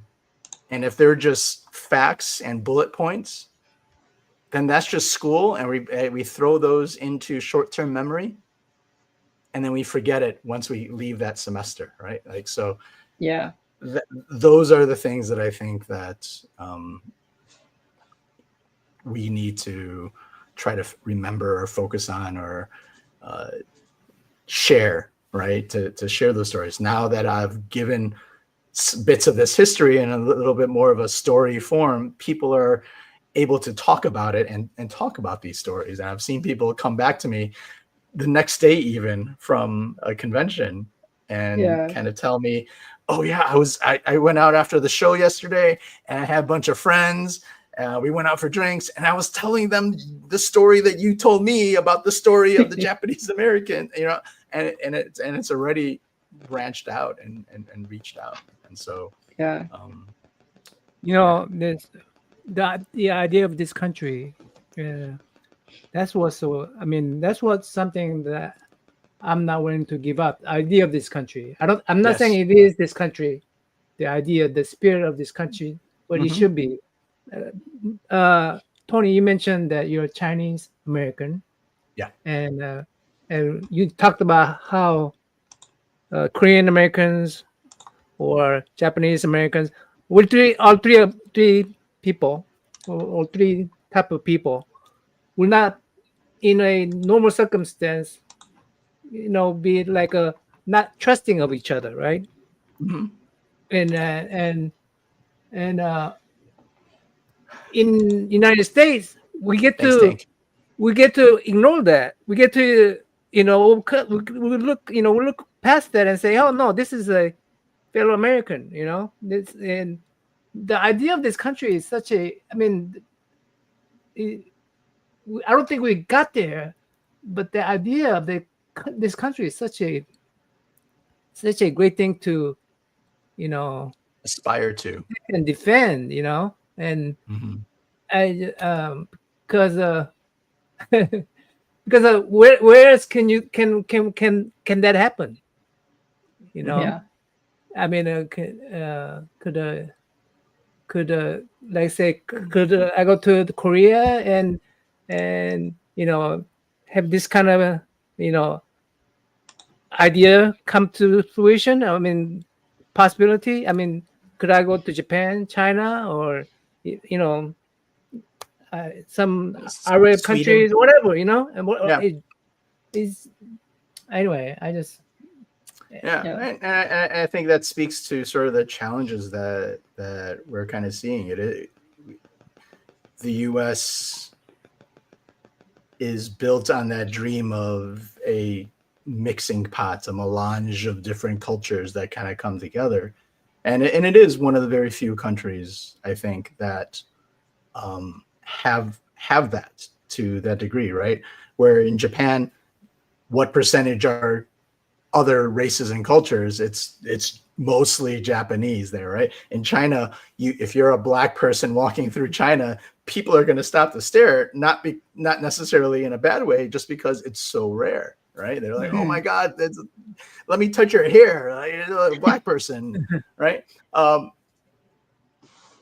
Yes. We do have a little bit of that responsibility to, I think, aspire to something better, and we, without getting too political, are seeing the repercussions of some of those challenges being kind of pushed back towards us in a way, right? And it's it's a bit of a wave. You know, you take a few steps forward, a few steps back, a few steps forward, hopefully more steps forward than you do back. But, you know, I never quite thought that a project that I was working on could be so timely. And, you know, I started this a couple of years ago, and I am more encouraged than ever to try to make sure that it's nice. No pressure, but I you know, to get it right, kind of a thing. I mean, and so, you should be happy that it's very meaningful. Yes. You know? By all means. And, I am glad that I stumbled upon it at, you know, maybe there's a part of me that wishes I stumbled upon it a lot earlier, but whatever it was, I stumbled upon it at the right time. You might have not been ready to tell that story yet, because you're also writing it. So this is probably the best time for it to happen, because this is something that you're really looking forward to and getting into. And I think you should be proud of yourself for putting that out there, especially something that really didn't have anything to do with you, and you're getting this out there, and you're letting people know something that is not out there really for people to hear and talk about. So that's really awesome. And listen, this is my 3rd year helping out with the AAPI. I've had people ask me over the last couple of years, why am I even helping this out if I'm not Asian? That doesn't matter to me. I'm helping out, one, because Asian cultures has always been part of my life. I have an older brother that's half Korean. I actually rescued Nam the first year to help with an interview one time. I don't care. If my platform reaches more people, I will gladly have you guys on anytime to help and get these artists out into wherever it needs to go. We currently have had 95 people watching us the entire time that we've been on here, and all the platforms that we're on, 96 right now. But no, I will continue and gladly do that, to just have a platform for someone to come on and talk about things so it reaches more people. I don't care. Like to me, that doesn't matter to me. Yeah. Yeah. To your point on what you're doing, and, you know, there's a key letter in the AAPI, which is the second A, which is American, right? That you don't need to reply with anything else. Like, at the end of the day, that's exactly what you are, right? Hey, Angel, you contact either one of us, K-pop or me, if you want to be part of the conversation. Well, if you want to be featured, yes, come on in. That's what I love about this is people can just get featured for, you know, because we also do we haven't really had any this month, but we do cosplayers and fellow co-streamers on YouTube or wherever else that you have a stream on. So yeah, come on and check this out. Yeah, help out, because America, right? America. Yes, exactly. Yes. Didn't I have you on before? I'm pretty sure I had you on already, because my brain is dying right now. I'm so tired today that I can't. I'm more than certain I have had you on already. But yes, exactly. I would love to show a little bit of you. I know we got really serious for a hot minute for a lot of things, but I would love to show more of your artwork off, because that's what I know you for, is your watercolor. Which, dude, I got into watercolor, I think, because of you. One with Bear and Nen. Oh yes, she is so good. I love her. Oh my god, I fell in love with Nen's artwork at Baltimore Comic Con in 2015. I think I sat there mesmerized by her just painting nonstop, and I was like, oh, I need to try this. Listen, I've not gotten to the swirly woo-woo business of watercoloring yet. That still evades me, but I will get it there. Yes. See, listen, I know my peeps out here, but yeah, let me go show your actual screen for a minute so that I can go and share some of your artwork, because, dude, I love your artwork so much.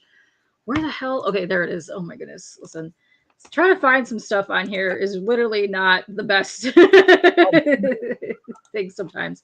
Here, let me make us really tiny so we can really get into your artwork here. Oh my god, what did I just click? What the? Oh, that was a little video. I don't know. Wait a minute. Hold on.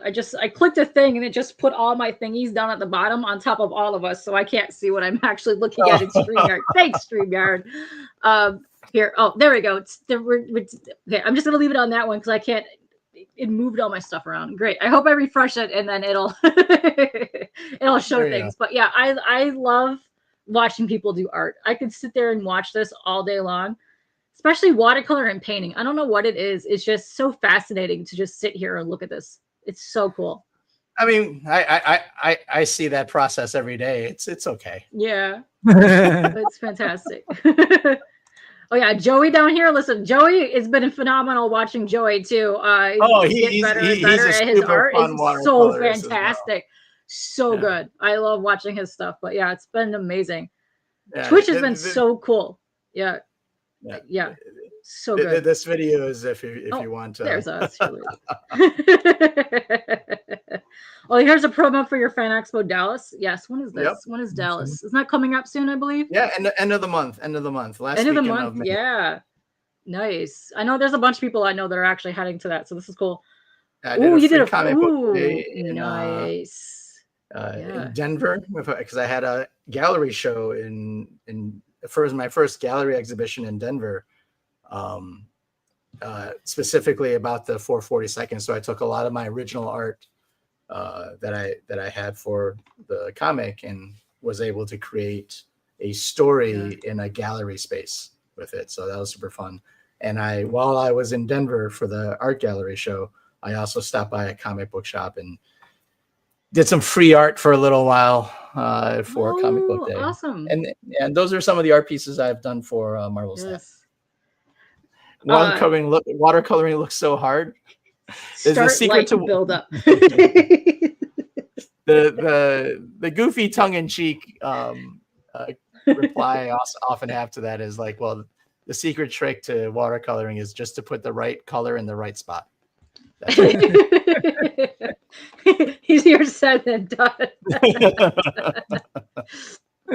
Yes, isn't it, dude? It's so much fun. That's what I love about art streams. You kind of get really inspired by other people that when you're on panel. Because I miss doing my actual Twitch art streams, but it was so fun to be in a little community that you're just doing art, and then people are like loving it, and then other people start doing art because you're doing art. It's fantastic. I love seeing that. Yeah, I think what made that Twitch art community in part, a major part of it was the ability to raid. And that's something that I think not many other platforms have, is because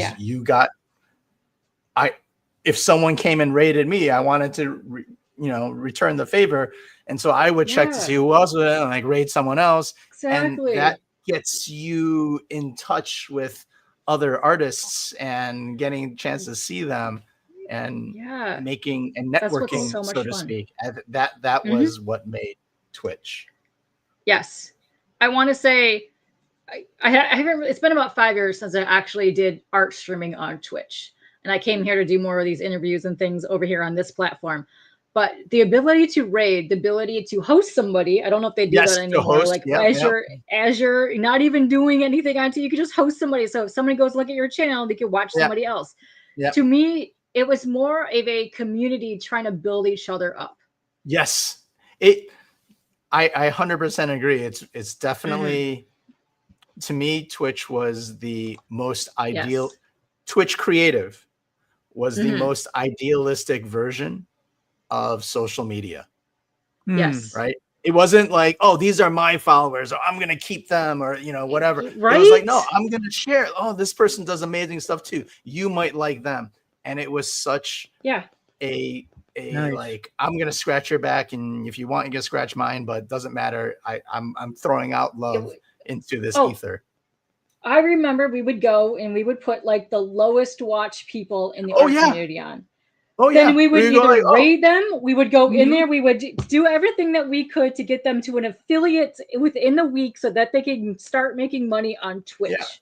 To me, you don't see that anywhere else except for on Twitch. That camaraderie is interesting. I have actually met people in person that I have known maybe 10 years plus on Twitch. We still get together to this day to go to cons. I remember I'd be like, oh, let's find the lowest viewership for watercoloring. Let's find someone who's doing watercoloring that has a super low viewership. And then we dump my 50, 70, 80, 100 in there, and they'd be like, oh my God, what's happening? And it was so cool. It's fantastic. So I love all of that. It was the most altruistic social media platform. I miss it. I love it. Is that a coins over there? Is that a coins popping out of that telephone box? Yes, there are some quarters on top of the. You remember you would put coins on top of the phone, right? Yeah. If you're I gonna, didn't mean to age myself by noticing I know that. you aged. I don't think most people today know what a phone booth is unless you're playing Fortnite. Right. This is actually good too. I actually met Kev on Twitch. Do not even know how many years ago that was, but I can't wait to actually meet Kev in person sometime because he's been a true friend to this day. I love Kev. Nice. Very good question. How much are your preview books at cons? Or if somebody wants to get a hold of you, they want to purchase one. Yeah, I think I have it right now at $20 and $30 if you want me to do a sketch in it. I have a little blank page on the front page, so if you want to sketch, it's $30. Most people do that because I priced the next one at $20. If you don't want to sketch, so technically it's $10 for the sketch, but really I'm just trying to help. I've put it out there for so long that I haven't been able to kind of fund the project. Last year was especially challenging because I got a chance to work for Marvel Snap and a few other publishers, and it was hard to find the time to do the 442nd because I had to do the art that was going to pay my bills. I know it's like first world artist problems, but I was like, I can't do the art I want because I have to do the art that pays. And Superman, so I couldn't find the time. Yeah, so I couldn't find the time to do that. Spaceboat people. Superman is a spaceboat people. Yeah. Well, and so I'm trying to get the project to help fund itself is the goal. So hopefully when I get the first book out, it sells well enough that I can start putting off and saying no to some of the lower level projects that definitely pay my bills. Yeah. Right, Tank? Sure. You got me. I pay your bills. And then you're looking through your work and it seems spot on to the record. You're adding this to your kids' reading curriculum. Whoa, that's amazing. Oh, thank you. I love seeing that kind of thing. I love that. But your artwork is just so good. Look, there's con stuff. I see some people. That's amazing. Look at Kabuki, David Mack. Yes. Oh, look at that move. Is that Mudang? Mudang. Yes. Like that. I love that. But yeah, your artwork is just so good. Like it has like this picture here. It has soul to it. It has like the emotion that you get from these characters and their faces just from the way that your brushstrokes run. And I love that. Yes. I was so happy they mentioned this project to do a Bob Marley cover like last year sometime. And then it finally came to fruition at the like December, January. And then I actually worked on it in February. And man, was it cathartic to go through his lyrics and to put them on. And if you know anything about Bob Marley and his lyrics, it's very, anti-war peace and stand up and freedom and stuff like that. And it was definitely cathartic to put out all my frustrations into this piece and, get up and stand up for your rights, So do you carry that stamp with you? The wooden character stamp? Yes. I have a stone stamp that I carry with me to conventions, and I have a jade one that I keep in the studio. Wow. So if we ask for your signature, you'll get that out? Yeah. Okay. It doesn't work on anything shiny though, but for cotton paper and stuff like that for artwork and prints. Yeah, I would purposely buy non-shiny. Yeah. I was just seeing a lava foil in a metal. That would have looked insanely good on a lava foil. Oh man, there was just the way that the lights and darks are. Yeah, that would look so good. Oh, I love that you go to WonderCon. That's one of the ones I really want to go to one of these days. But it's just so good. I love your use of colors. Your lighting as well is absolutely fabulous. Oh, so good. You. Really, really beautiful work. Yeah. Oh, it's really cool. Love it. Yeah, that Daredevil series was awesome. I like looking down here and see who's already liked it. I see D down there. I see Joey. But yeah, I love that. Oh, we got a lot of good peeps up in here. I love Mog. We just had her on. She's so nice. I adore her she is. so much. She's awesome. I love her. Very energetic and free, like watercolors. Like the thing with like so good. Yeah. With watercolors, I think that there's a much wider expression on how to use the medium, so to speak, versus something like acrylics or oils where everyone's trying to finish it to a very similar level and degree. But there's a much wider experience, I think, when it comes to watercolors. You can be it's so fun. Yeah, it's freeing, but also really, really nerve-wracking at the same time. Who's the officer supposed to be that giving the badge? That one's so during the rescue of the Lost Battalion, the general who was responsible for the battalion getting lost was named General Dahlquist.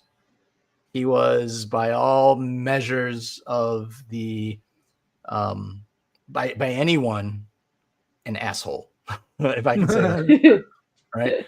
He was not liked. Years after World War II, people would salute him. They would tell him that, yeah, I'm only saluting you because I have to, not because I want to. He was an academic general, very little battlefield experience. His whole goal was to become the first general to break into Germany, was to get his troops into Germany. Because of that, he pushed the Texas Battalion too far ahead, and that's how they got caught behind enemy lines. Wow. The rescue of the Lost Battalion, the rescue of those Texans, actually from start to finish took a little over a week. And during that week, they made the news. So they're actually, you know those old news reels that you would see before a movie or whatever else. Their plight made it home, right? So people were kind of like, oh my God, what's happening? Those Texas guys that are caught behind enemy lines. And it was part of the news back in the States. However, well, and that was also why it was very, very important that the Japanese Americans were the ones to rescue them, because they were also, because of how much news and publicity was given to the Lost Battalion, that was also given to this 442nd unit. When they were rescued, fantastic. When the 442nd rescued those Texans, General Dahlquist, who was very egocentric, knew that this was all over the news. So he wanted all of the Japanese Americans, all the 442nd, to line up because he wanted to give out those medals. And he pulled the Commander Pence of the 442nd, and so told him, like, hey, before you give any leaves of absences or put them on break, I want all the soldiers, all the Japanese Americans, all the Japs, right, quote unquote, in line so I can give the medals out, because he knew that would also make the news. So the Commander Pence, literally some of them were walking back from the fight, and they're like, hey, go, I know you're tired, but like, go line up, go line up at Reveille and whatever else. Like, we're going to do the full presentation. And so these tired, exhausted Japanese Americans that had just lost so much, standing there in the cold, right? It's late October, early November, so it's chilly out there. They're all standing at attention. General Dahlquist comes marching out, looks out across the field, calls the commander of the 442nd over. So, Commander Pence, I thought I told you that you weren't supposed to send anyone else on leave. All of them were supposed to be here. And Commander Pence just looks at him and goes, sir, this is all we have left. Oh my goodness. During that rescue, the Japanese Americans rescued 212 soldiers of the Texas unit, 211. But they endured over 800 casualties of their own to do it. Oh my gosh. Wow. Right. And they had already been fighting for 6 or 7 days before that. So there were casualties. They were already a weakened battalion on top of those 800. Oh man. Yeah. It's so sad. So, Yes. And wants to know, when is the physical copy? Well, you already have the preview book, but you're putting together right now to put out that first volume. Yeah. Yeah. Because I don't want to like break up the story into 22-page chunks. Like it just seems slightly awkward. You know, sometimes it might be more, sometimes it might be less. And so right now, the plan is to get it ready for print near the end of the summer. Very cool. How it gets into people's hands, I do not know yet. But we'll figure that out. Okay. But I think the easy part is getting it to people's hands. The harder part is getting it ready for print. If I have to kickstart it, if I have to just print it myself, if I have to do whatever, we'll figure that part out. We're gonna listen. Whatever you decide, we'll come back on. We'll have a launch party for whatever it is, and then we'll get you as many people out as possible. Let me tell you, we'll have the whole gang here. We'll get it out there for sure. But dude, your artwork is so lovely. I don't want it. We're almost. Oh man, I just looked at the time. How long we've been out here? That's fine. I'm good if you guys are. Yeah, I'm fine right now. I can talk about myself all day. Oh, my guy, Jiraiya. Let's go. Yeah. I already liked that a year ago. Let's go. I'm glad. I love seeing this, but it's so much fun. I have like all of your links down below, and I did post your Patreon link too. You have a YouTube channel that is lovely. You have a Twitch channel that's lovely. You have your what else? You have Instagram. You have your webtoons. I keep posting that on there. You have your website. You can watch me dance on TikTok if you want to. Dance on TikTok. Nice. I got TikTok, but I'm not dancing. Let me go to our. I don't know what I did to my. There we are. There we are. There's our faces. I hit a button and it just took all my thingies and went like this. Now I can't find anything. So, oops, my bad. You have a couple more cons you got going on because it's full on con season now. I know it's crazy. Yeah. So. Right. The next one, Dallas, Heroes, Denver. Yeah. What's the one in Connecticut? Terrificon. Oh, Terrificon. Yeah. So Terrificon will be my first time there. Terrificon, Fan Expo Chicago, Fan Expo Canada in Toronto, Atlanta, and then New York and London and Malta.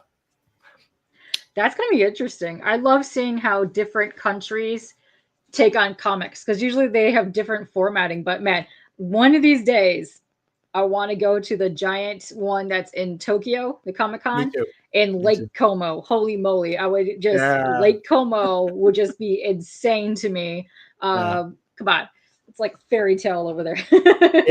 No, for sure. Well, that Lake Como is where they filmed some of those scenes between Anakin and Padme. Yeah, that giant scene that's on the water. Oh yeah, that's amazing. Malta should be really, yes, it would be CJ. That's right. Yeah, I did it last year, and I think I'm being invited back again this year.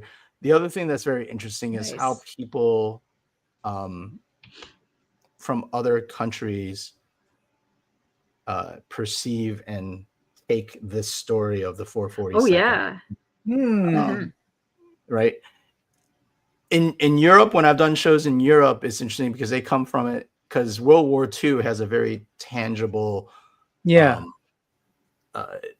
sort of history to them, right? They see they kind of see I mean they were the front. They were the front. They were, that's where they fought. So there's this general interest in things World War II-ish, especially if it's something that even they didn't know yet, which is, you know, a Japanese American battalion. It's interesting to have to explain sometimes, like, hey, are you at the start of a conversation of, hey, are you familiar with what the US did with internment camps with the Japanese Americans? And if they don't, well, I have to hit that first because that kind of sets a foundation for why the Japanese Americans are so, why this unit was so special. They have it impacts a little bit. Sometimes they'll get it like, oh, well, that's America. Why am I not surprised? Right. And you're like, oh, okay. Sometimes they do know it. Sometimes I'll be at a country like South Africa that went through apartheid. Right. And their experience with racism and races is very interesting as well. And there was a lot of interest in this book when I went to Comic-Con Africa in Johannesburg as well. Like people were like, oh, that happened in the US. Oh, but you can tell that there is a slightly different empathy. There's a slightly different empathy in South Africa versus in Europe. And even slightly versus in Canada. Canada also had, I don't know if you guys know this, the US was so paranoid of anything Japanese. We convinced the nicest neighbors to the north, those Canadians, they created a Canadian Japanese internment camp outside of Vancouver with about 22,000 Japanese Canadians in the camp. Oh, yeah. And Mexico too. If you say 800 people, 800 Japanese Americans were lost in the rescue attempt. When they saw these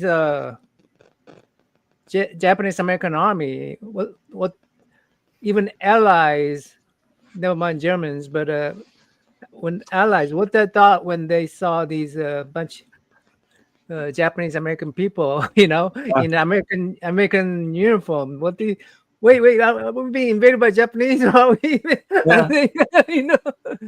One of the things that's really, so two things.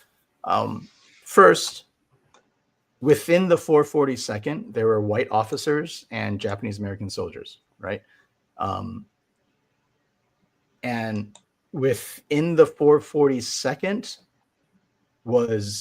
they had each other's back. Didn't matter if you're white or Japanese or Korean, right? They realized they were all American. And there are letters from the Japanese soldiers that wrote home. They're like, this white, commander or whatever else, like, we've only had to tell him how to pronounce our names once and he remembers it. Like they don't mispronounce our names, which is a big thing, right? It's one of the reasons why I go by Tony, because people couldn't pronounce my Chinese name and I just got tired of it. So just call me Tony. And so, but there was an intense amount of respect, both up and down the military ladder in the 442nd. Outside of the 442nd, there was some, and they had to prove their mettle, and they proved it. A lot of the higher generals wanted, as you got closer towards the end of the war, after they had proven themselves, they were like, no, we want the Japanese Americans here. We want them to fight with our units here. Here's where I'm going to go. They were desired, right? Because of how fierce they fought, right? On the other side of things, when the Germans were fighting and they saw the Japanese Americans, many of them had no idea how to take it, because they're like, I thought the Japanese were on our side. One, what are they doing here? And two, are they charging at us? Right? So they would see that. And kind of 2B, as part of that, during the rescue of the Lost Battalion, like I said, that whole thing got into the news, and it was such an important thing that even this German leader with a really short mustache was very interested in what was happening, because the Japanese American was in exact opposition to what he was spouting and on the Aryan front, right? Like, oh, Aryan, like race and culture and everything else, like we are so great. But all of a sudden there's this Japanese unit, and he wanted updates on everything that was happening with the 442nd during that rescue, because of what they represented against them. Wow. That's like they're talking about Canada. Big time chat happening in the chat. Oh yeah. Yeah. They should address battalions in Japanese uniform. yeah, you allied and do the Troy, Yeah. There's a story in, I think it was in Indonesia. The Japanese had gotten pretty far down in the Pacific. This is in response to the comments that they said they should address the Japanese up in Japanese uniforms. Mm-hmm.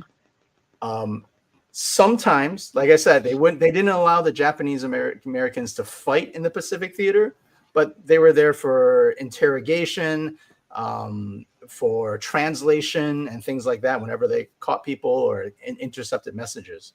There was a case where there was a Japanese American that had kind of spied on a nearby Japanese camp, right? And he caught wind that they were going to attack a US base of soldiers, right? They're planning to attack pretty soon. He was kind of like spying.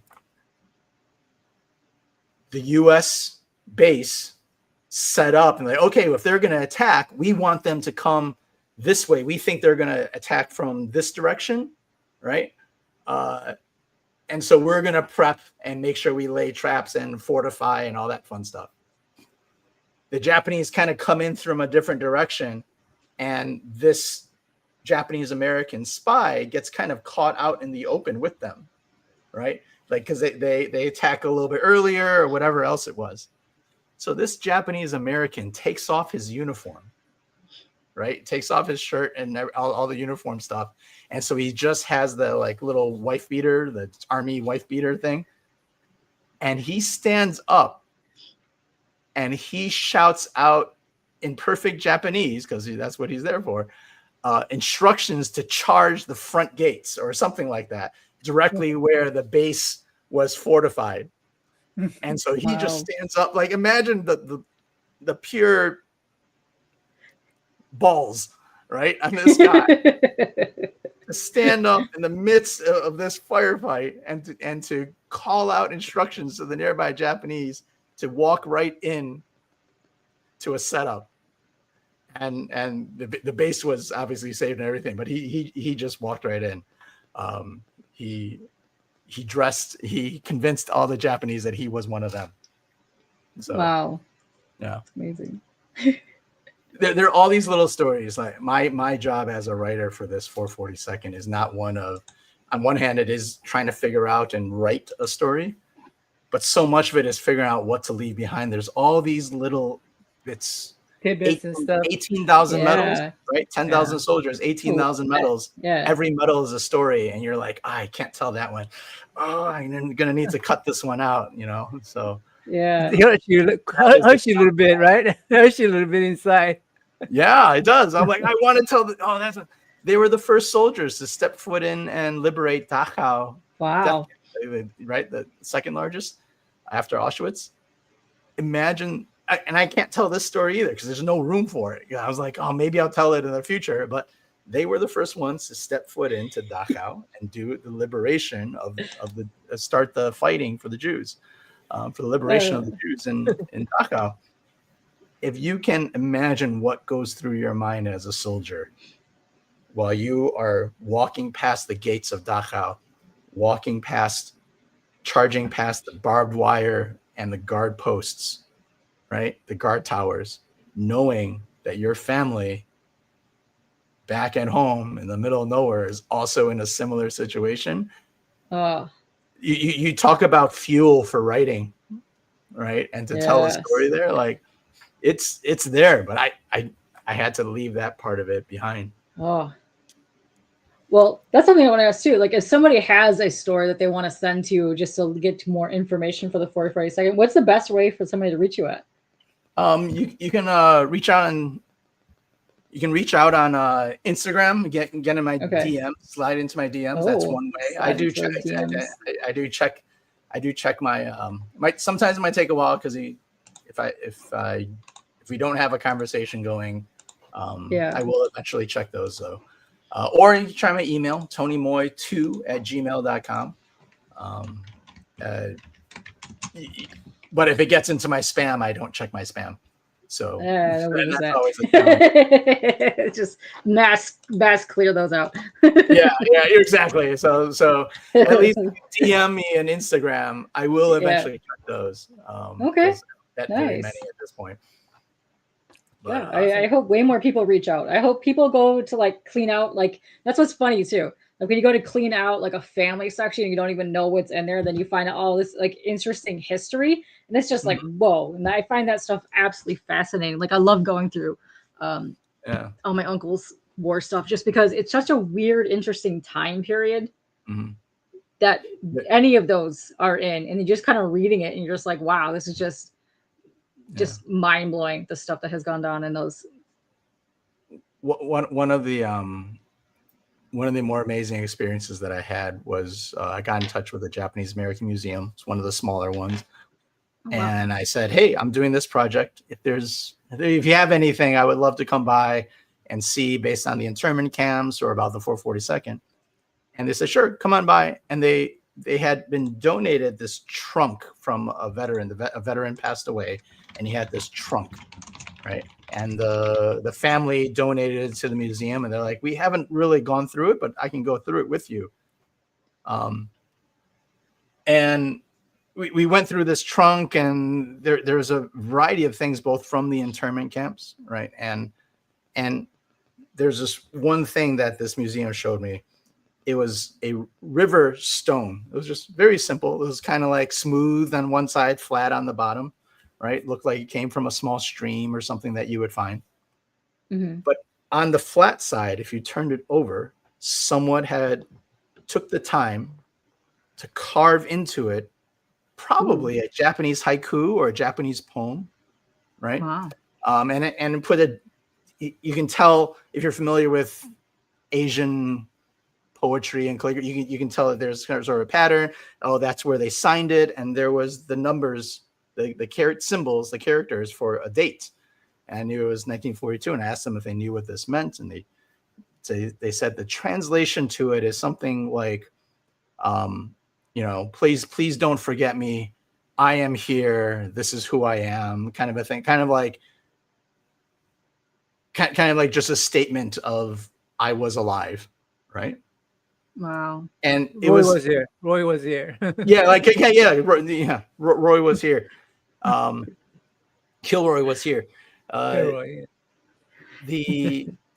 And what hit me in that moment was the date, which was 1944 or something.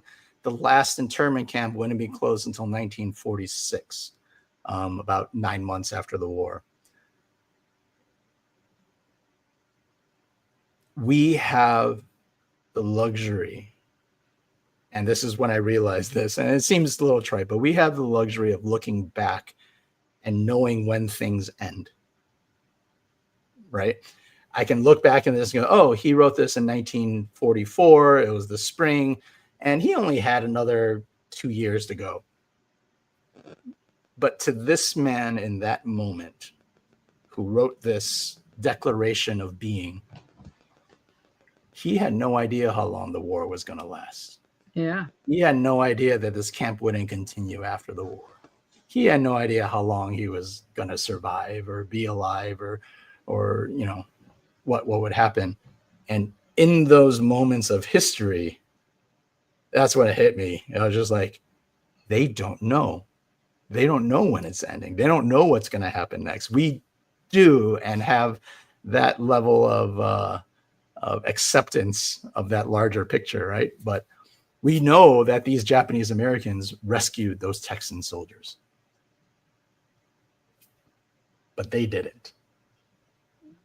They could have lost twice the number of 800 and completely wiped out. Right. And that is something that I've tried to keep in mind as I go through this history and in those moments and in those points as well, is just that they don't know what's coming next.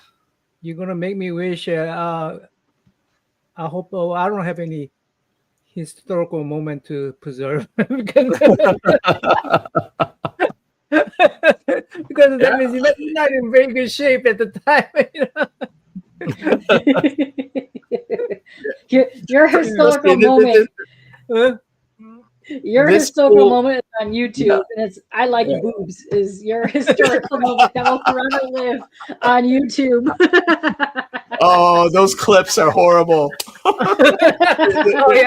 There's so many Twitch clips. I'm just like, oh, please, why'd you clip that? Oh no. It's like 40 years from now, someone in your history is going to look back, and there's going to be a clip of you on YouTube. Yeah. That's the best. There's just delete those files. Delete those files.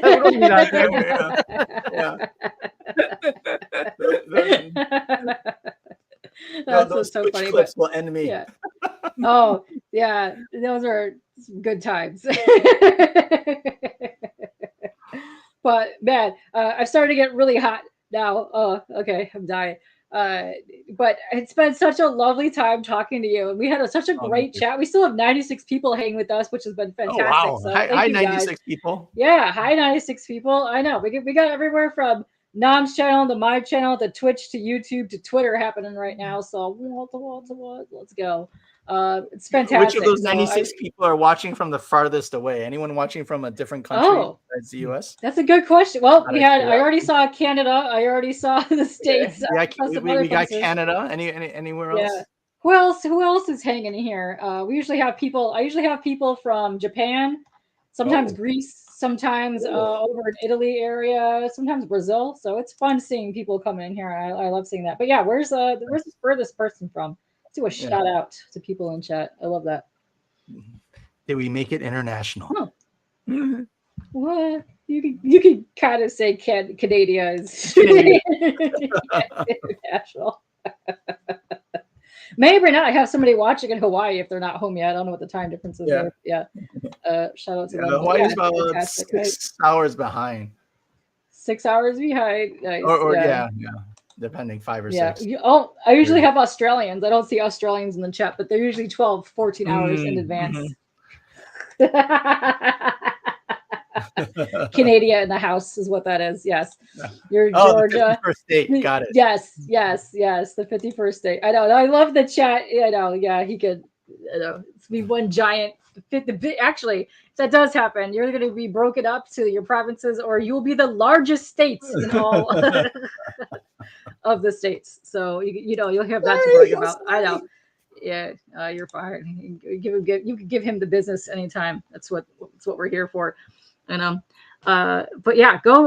If you guys are in Dallas, I know there's a bunch of guys that are going to be heading towards Dallas. If you guys are in Dallas, go check out. I'll be doing a panel in Dallas as well for this. Dallas and Denver right now. I have panels. I don't know if I'm slated to do one in Charlotte yet.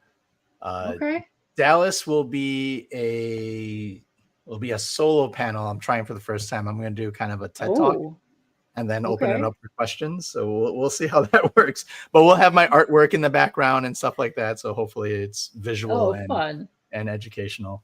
And in Denver, I'm trying to get a few other historians or experts in the AAPI realm to see if they're willing to come do a repartee with me on stage. Very cool. Yeah, cool. I'm sure there are, because I know John Boy is going to be here this weekend. That's my first time going to be meeting him. I'm very excited about that. So, nice. Boy, yeah. Oh yeah, he was one of our guests last year. So, we get to chill with him. But yeah, we're branching out. It's fun. But I love inviting. I'm so very glad that you joined us. We're going to have you back on, because I really want you and Ryan to have a chat and talk about this. It would be fantastic. Thank you for bringing Tony to us. Appreciate you. Oh, you're welcome. Yeah, anytime you want me back on, I have no problem. This was a lot of fun. Sure. It's usually when I do this, they try to. I tell them that, hey, I'm free and open. We can chat for whatever, but they always try to time box it. I'm like, okay, cool. So I kind of like the openness and my ability to kind of ramble on and not feel guilty about it. I would normally have time boxed you.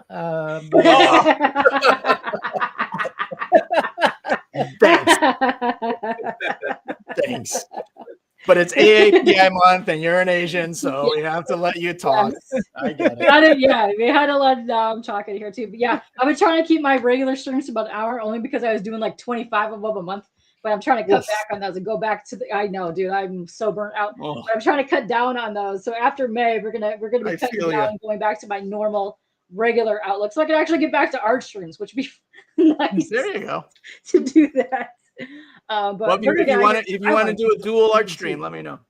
Yes, let's go. Listen, I will bust out my watercolors. I have a whole bunch of line art over there. I got a watercolor, and I will slap some paint on some paper. We're gonna have watercolor session. Wow. Yes, wow. Watercolor session. Let's go. We can get Loke involved. I got also, Ryan. Let's go. My art table looks like Doc Ock. It just has like arms with cameras and microphones and lights and stuff like that. Oh yeah. Yeah. That's in front of me right now, and I'm on my art desk. I gotta move my stream supplies somewhere where I can actually do art on my desk again. You have one table that is like all these things on arms and exactly. I got there's camera arms just chilling around. Two cameras here. They take up way much so much space. I know. But no, it's been so fun finally getting to chat with you, because I've been lurking at your streams for years. So let's go. But yeah, this has been a lot of fun. Thanks to Nam and Tony for joining me and welcoming everybody for AAPI. I believe Ryan is coming up next. Ryan Otagawa, we have, I think OTAKU has him on Friday, I believe. And then next week we had a move. It was supposed to be tomorrow, but we had a move because they're still traveling. We have Jerry Ma, Sean Chen, Bernard Chang with us for their Monkey King event that's happening in New York. So come check that out, because they have a lot of artists involved in that that look really amazing. So I'm very much looking forward to that. So who doesn't love the Monkey King art anyway? So that's amazing. Oh yeah, it's beautiful stuff. It's so good. Cool. I know, but we're gonna get out of here. I need some food. I don't know about you guys, but I definitely need something to drink too. But thank you guys for getting out of here. And you said you did TikTok dancing, because that's what. I don't have an outro, and we always spaz dance on out of here. That's right. That's right. That's what we do here. That's what we do. That's how we roll out. Bam, bam. Thanks, you guys, for being here. Thanks for everybody for being here. Thanks for we're at 104 people now. So thanks to those. Yay! Hi, 104. But bye, guys. Check out all the links below. They are pasted all over the place, and I will definitely keep linking your book around, especially when it goes to a launch or whatever you're going to be doing. Yes, with it. please. Thank you. I want to get that out there. But let's go. Let's get some food. Let's go relax for a hot minute, because I'm dying. It's so hot right now. and a beer. First round's on me, guys. Let's go. We're going to get this going. But bye. All right.